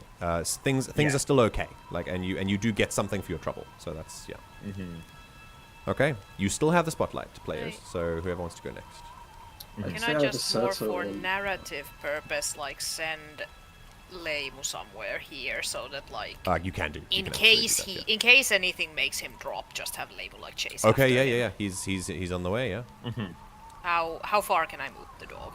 You can move him up to close range for free. If you move him far range, especially over a mountain, it's going to be an action roll. Is this beneficial to us? Give it a try. He hasn't got a disadvantage on his action, so... Yeah. Close is for free, and then anyone can just take the spotlight. So that's fine if you want that. Well, I think I could try and move him, like, actually, like, under... Yeah? The flying. Okay. So. We'll go ahead and make an agility roll then. Or, well, a spellcast roll with your abilities. Yes. Can I use Hunting Companion? Because this is basically flushing a bird. That's absolutely Hey. Yeah. Yeah, difficulty 15. Roll on Companion. Any advantage or disadvantage? No, not particularly. Yeah, I think it's just a straight roll. Oh, it rolled over the 11. Oh, that's fine good, though. That's still really good. He's a good boy. He's a good boy. You get a Hope, and he bounds up the thing, and he just sits right below, and he's gonna tail this bird as long as it goes. Okay. Right, who's next? Serta, you got any mischievous ideas? I mean, I could, hurt him. If we're not trying to kill him. I don't think we're trying to kill him. We're trying to figure out who the hell he is. Talk to him. Yeah, I hurt him, not kill him.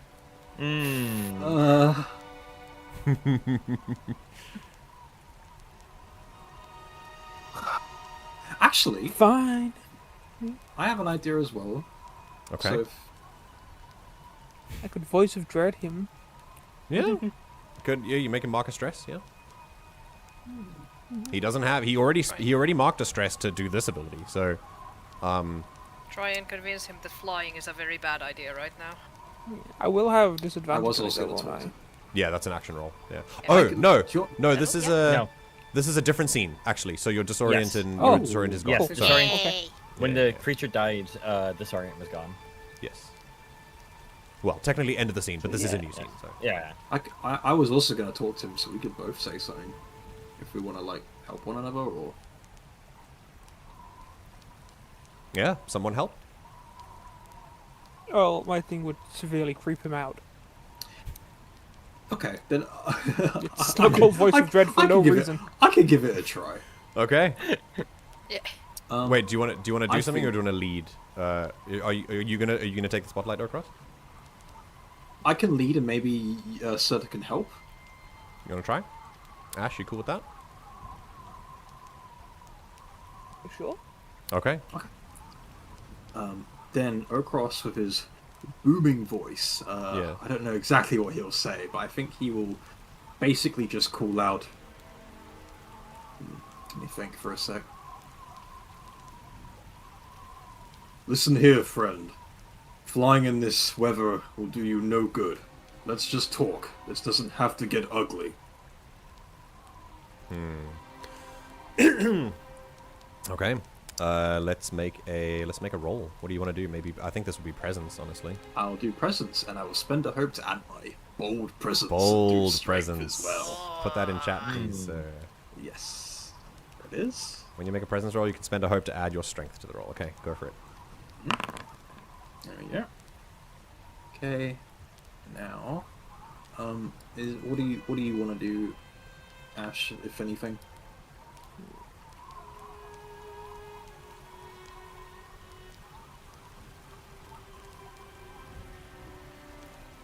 Oh, is she gonna help you? Dread him.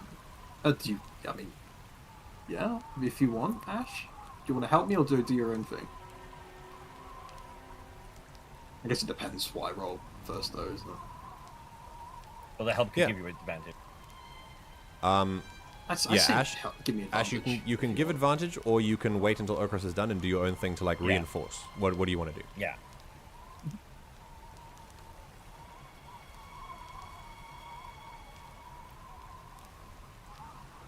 I think I'll help. I'll just speak into his little bird ear. You can still use Voice of Dread to help. Yes, absolutely. So go ahead and have advantage on that, Okros. Okay. You know what? MJ, could I get away with listen closely? Like, hey, listen in. Yeah. No, absolutely. If you spend another hope, you can add another roll. Yeah, go for it. Okay, Difficulty 15. I'll be out of hope for this, but let's see. Everything. Oh, that's a lovely roll. Hey! Oh, yeah! Damn! You gain a hope. You have advantage. Nice. And yeah, 25. Okay. Your voice booms out. And I think maybe Serta kind of whispers in the ear, like, you should probably listen to him, because what's coming next you won't like if you don't. You know, like that sort of thing. Awful. Those feathers would make a lovely pillowcase. Yeah, it's better than my thing. So your booming voice carries across the wind, which picks up with you as the icy winds are going to hit again. And this quoll, this quoll hears that, and okay, here's the thing.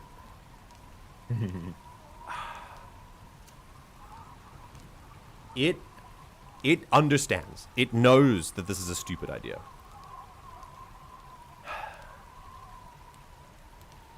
But it also knows it's basically weighing options between not reporting on what it's seen and possibly dying in the cold, whether or not you guys even interfere, because you haven't technically actively interfered yet. And you remind him of that, and with the reinforcement, I'll say, of a dog snapping at his heels while he flies above, or Ramba attempting her wild touch as well. I think he realizes this is very much suicide. He turns and calls over his shoulder a sort of squawk mixed with speech, and he uses Ketakaran just as a neutral thing. He says, "Ah, shit. You don't know who I have to report to." What do you say, sir? You don't know who I have to report to. And he says, "Call your dog off, and I'll think about it." He gives a side eye to the others for a second. He's like flapping his wings. And that's when the icy winds hit. Hearing Yeah, it, go like, on, Serta. like- Everyone else like make a strength save, circling strength him? reaction, please. He's gonna hear just the noise of Serta giggling, like slowly circling him, like she's literally circling around him. Round success. Ramba success. Okros success. My God. Oh my God. And Serta, you can have your double advantage. Double advantage. There you go. That's- all right, the wind is fine with you. Now I'm gonna roll for him. That's a D20, just a straight D20. Oh, That's exactly what he needed. ah. He's fine. So he's okay in the wind. The wind is not killing him, but he's worried that the dog is gonna like fucking eat him if he. Okros Yeah. Can I? Yeah, go. Go. Ronald just does a whistle, and Leimu takes like a single step back and lies down. Okay. And just watches. All right. This qual. Right. I'm gonna I'm going to take the spotlight to use what you guys have done, and build on it with him. He's going to do his best to do one last like half-hearted fly, and then realize it's not happening in this weather, and he's he's just going to stop and get back down. He lands in front of the dog. His hands are up. And he just gives a...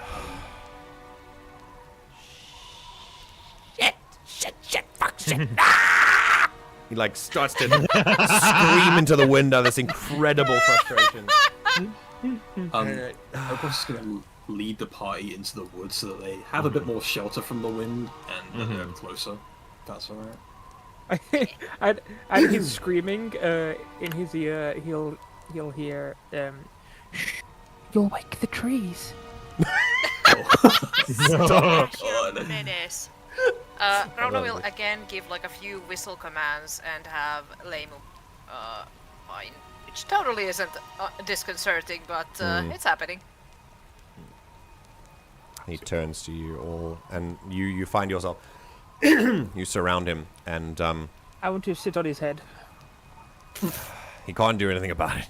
He just continues to curse himself. And Serta, you recognize this qual. This is the qual you saw in the tavern. Oh! He's gonna hang, upside down in front of it. I know you. He looks at you and gives a very defeated look and says, Yes, I know you You a too. naughty little birdie.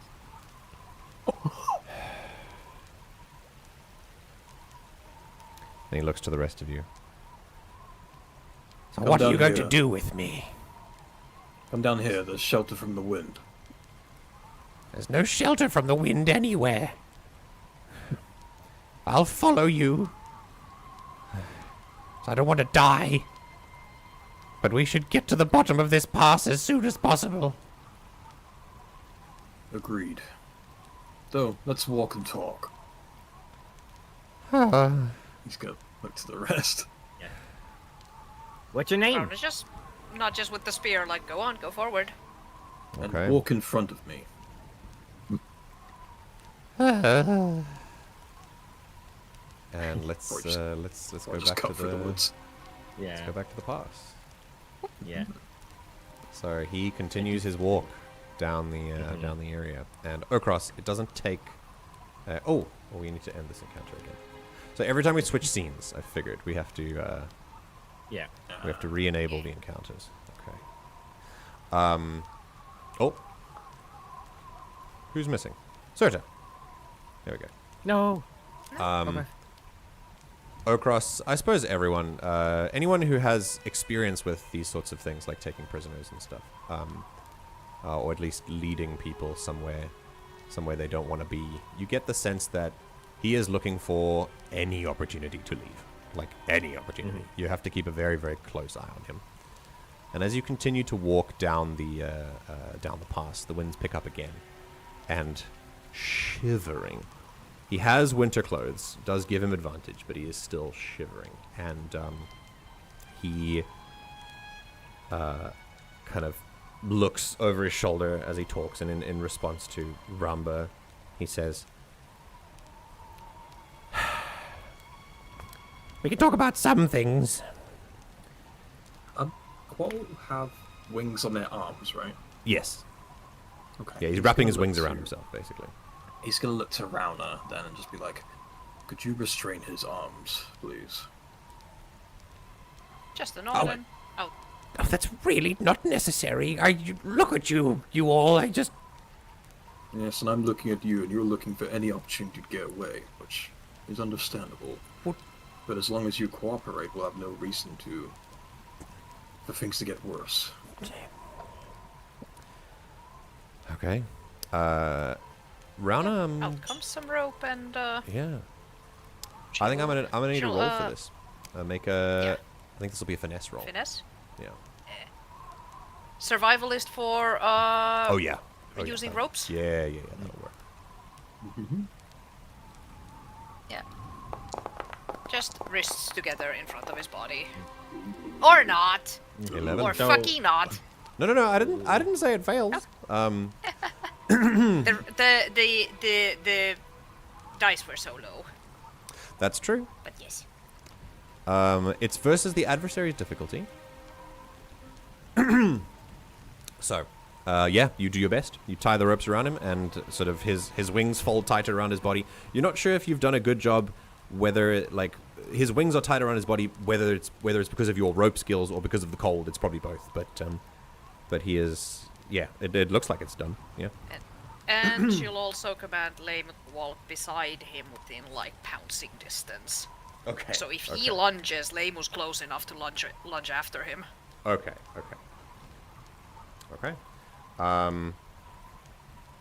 He walks further, and he just shakes his head and says,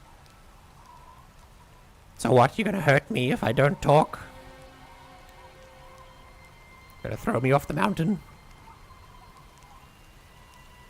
Look to the others for a moment. That depends on your intentions. Look, all I can say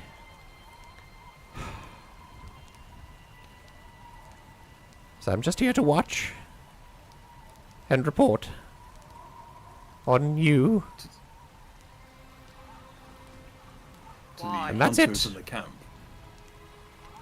No, not them. I can't tell you who. And Why? he looks at you like you want to cook him in a stew, because of the words you've been whispering to him, and he says, "Because you have piqued the interest of people in this valley, and they want to know about you and what you are." And then, as he says what you are, his eyes flick to Okros, very quickly, and then back. And then he looks to Ramba and says, "And fuck it, my name is Badik." He nods at that. Very well then. Then in the interest of curiosity, which I get a lot, personally, my name is Okros. Oh, by the way, in this case, I'm going to...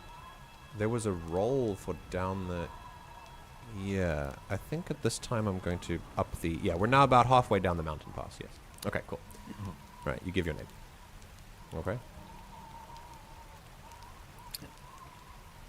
To answer that question, I am a Famfawoom, not a very common sight here in Katakara. My friends here can speak for themselves if they wish to, but these people you talk about that are interested in us, why would that be exactly?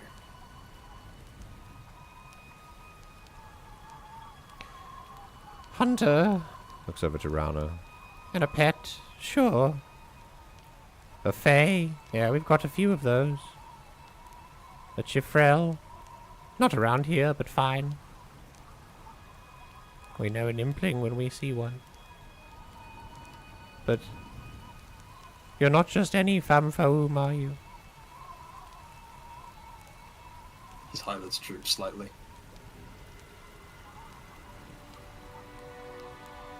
We've If you have heard something stories. to say it. It's a theory.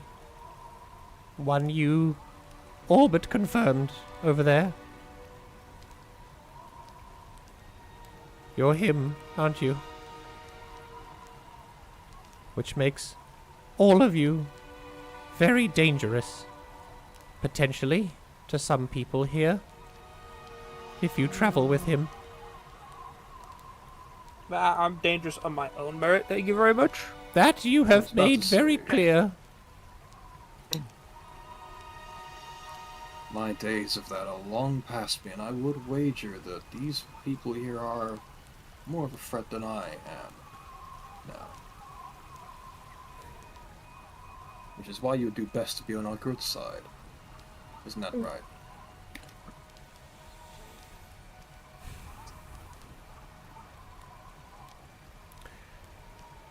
It's not on anyone's good side. I'm trying to get. It's avoiding the bad side. And while you walk in Kovarru, you too will want to do the same.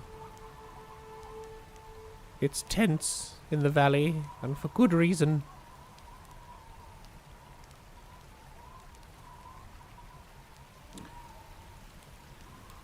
You should watch yourself. And in fact, it might be better if you just turned around and left. Make my job easier. Yeah, very convenient. What business do you have in this place anyway? You all look like wanderers. None of you are from here. What business is it for you to ask? I live here. That's reason enough. For someone like... Oh, no. Side eye. Sorry, was that out loud?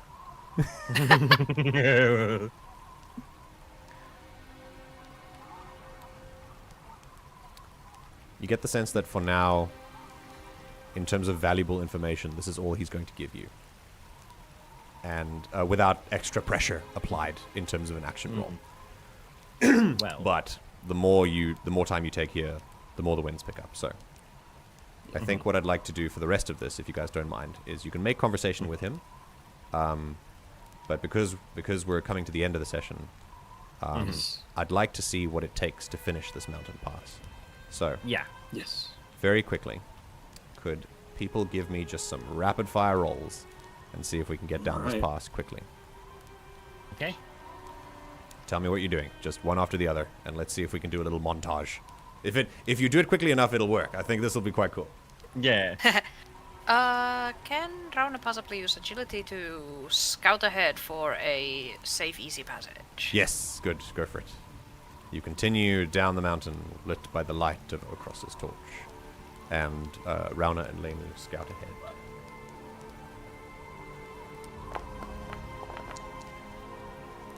Nice. Oh. That is... Unfortunately, you do get a hope, but unfortunately that is a failure with hope. The difficulty is 15. Still... yeah, I think this is just made to... when it gets tedious, I'll skip, but I think at this point it's just made to illustrate, like, how tough this mountain pass actually is. At night, in the winter, like at the end of winter. This is not what we're you've chosen a bad time to come down, yeah. Yes. So I think, a failure with hope, a failure with hope doesn't do anything, but you still gain a hope. Okay, who's next? More! See if we can do this quickly. I mean, I would love to continue to talk to the local wildlife and such to help guide our path. Yeah, let's do it. Maybe calm the wind down a little bit with your magic. Yeah. Okay. We'll say I'll wild touch, and I will summon a slight gust of winds, and in the sense of like kind of like turn the winds away from us as we go. Okay. And kind of like leave us in a safer spot. They're about to blow, so if you can get a if you can get this off, I might turn the countdown down by one as well. Okay. I guess this could be a straight roll for this. Okay.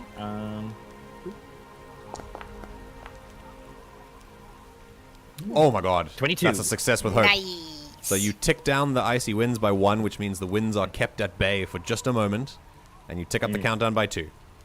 You make your progress down the side of the mountain, led by Rauna scouting and Ramba asking the wind very nicely to calm down through the plants. Who's next?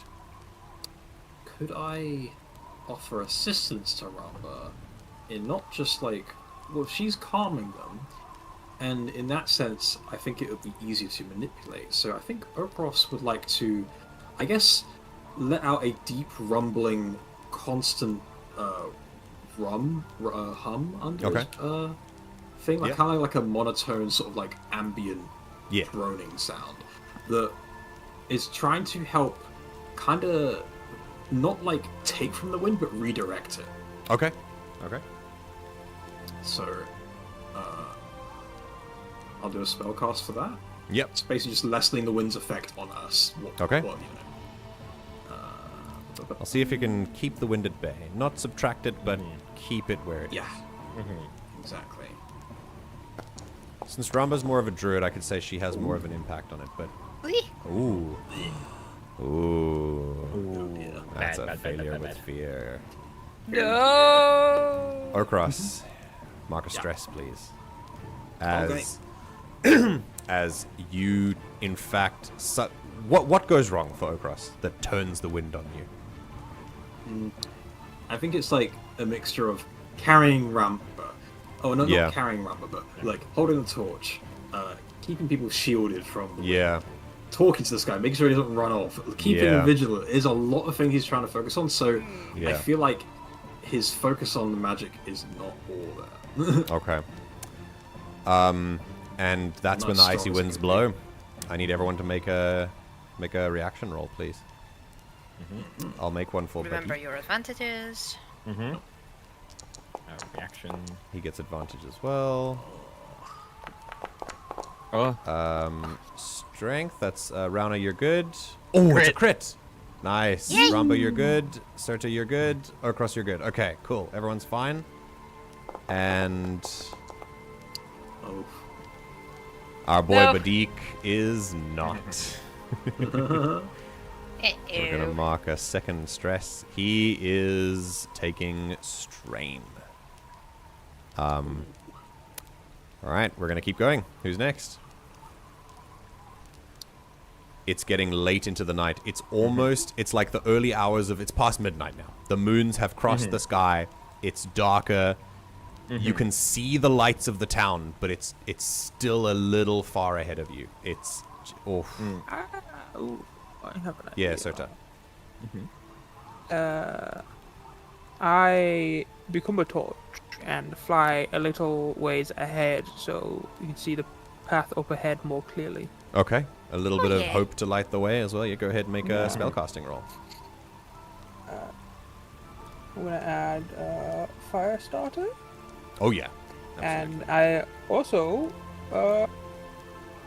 this. Oh, an elementalist. Okay. Spend a hope to describe how that helps an action roll. Get a +2. Yeah, wonderful. Difficulty 15.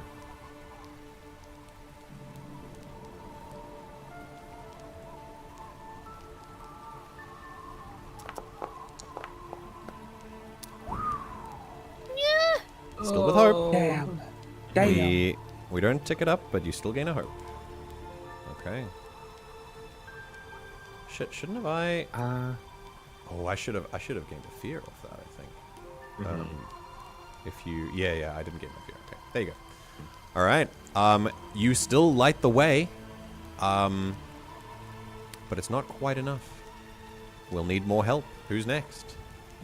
Could Ramba standing in like next to Badit and kind of just hounding him with like questions that mean absolutely nothing in the middle of it. Just be like, hey, I know you're like freezing to death, but like you could, if you know the area, you can tell us the right path to go so we can get there quicker. It'll save you as well. And can I use like presence to try to convince him to help us?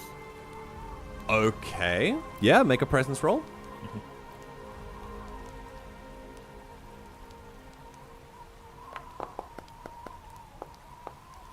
Ooh. 15 with fear. That's a success. Yay! With fear. You get a fear. So a success with fear is a tick up by 1, I think. Yeah. So we're getting closer. And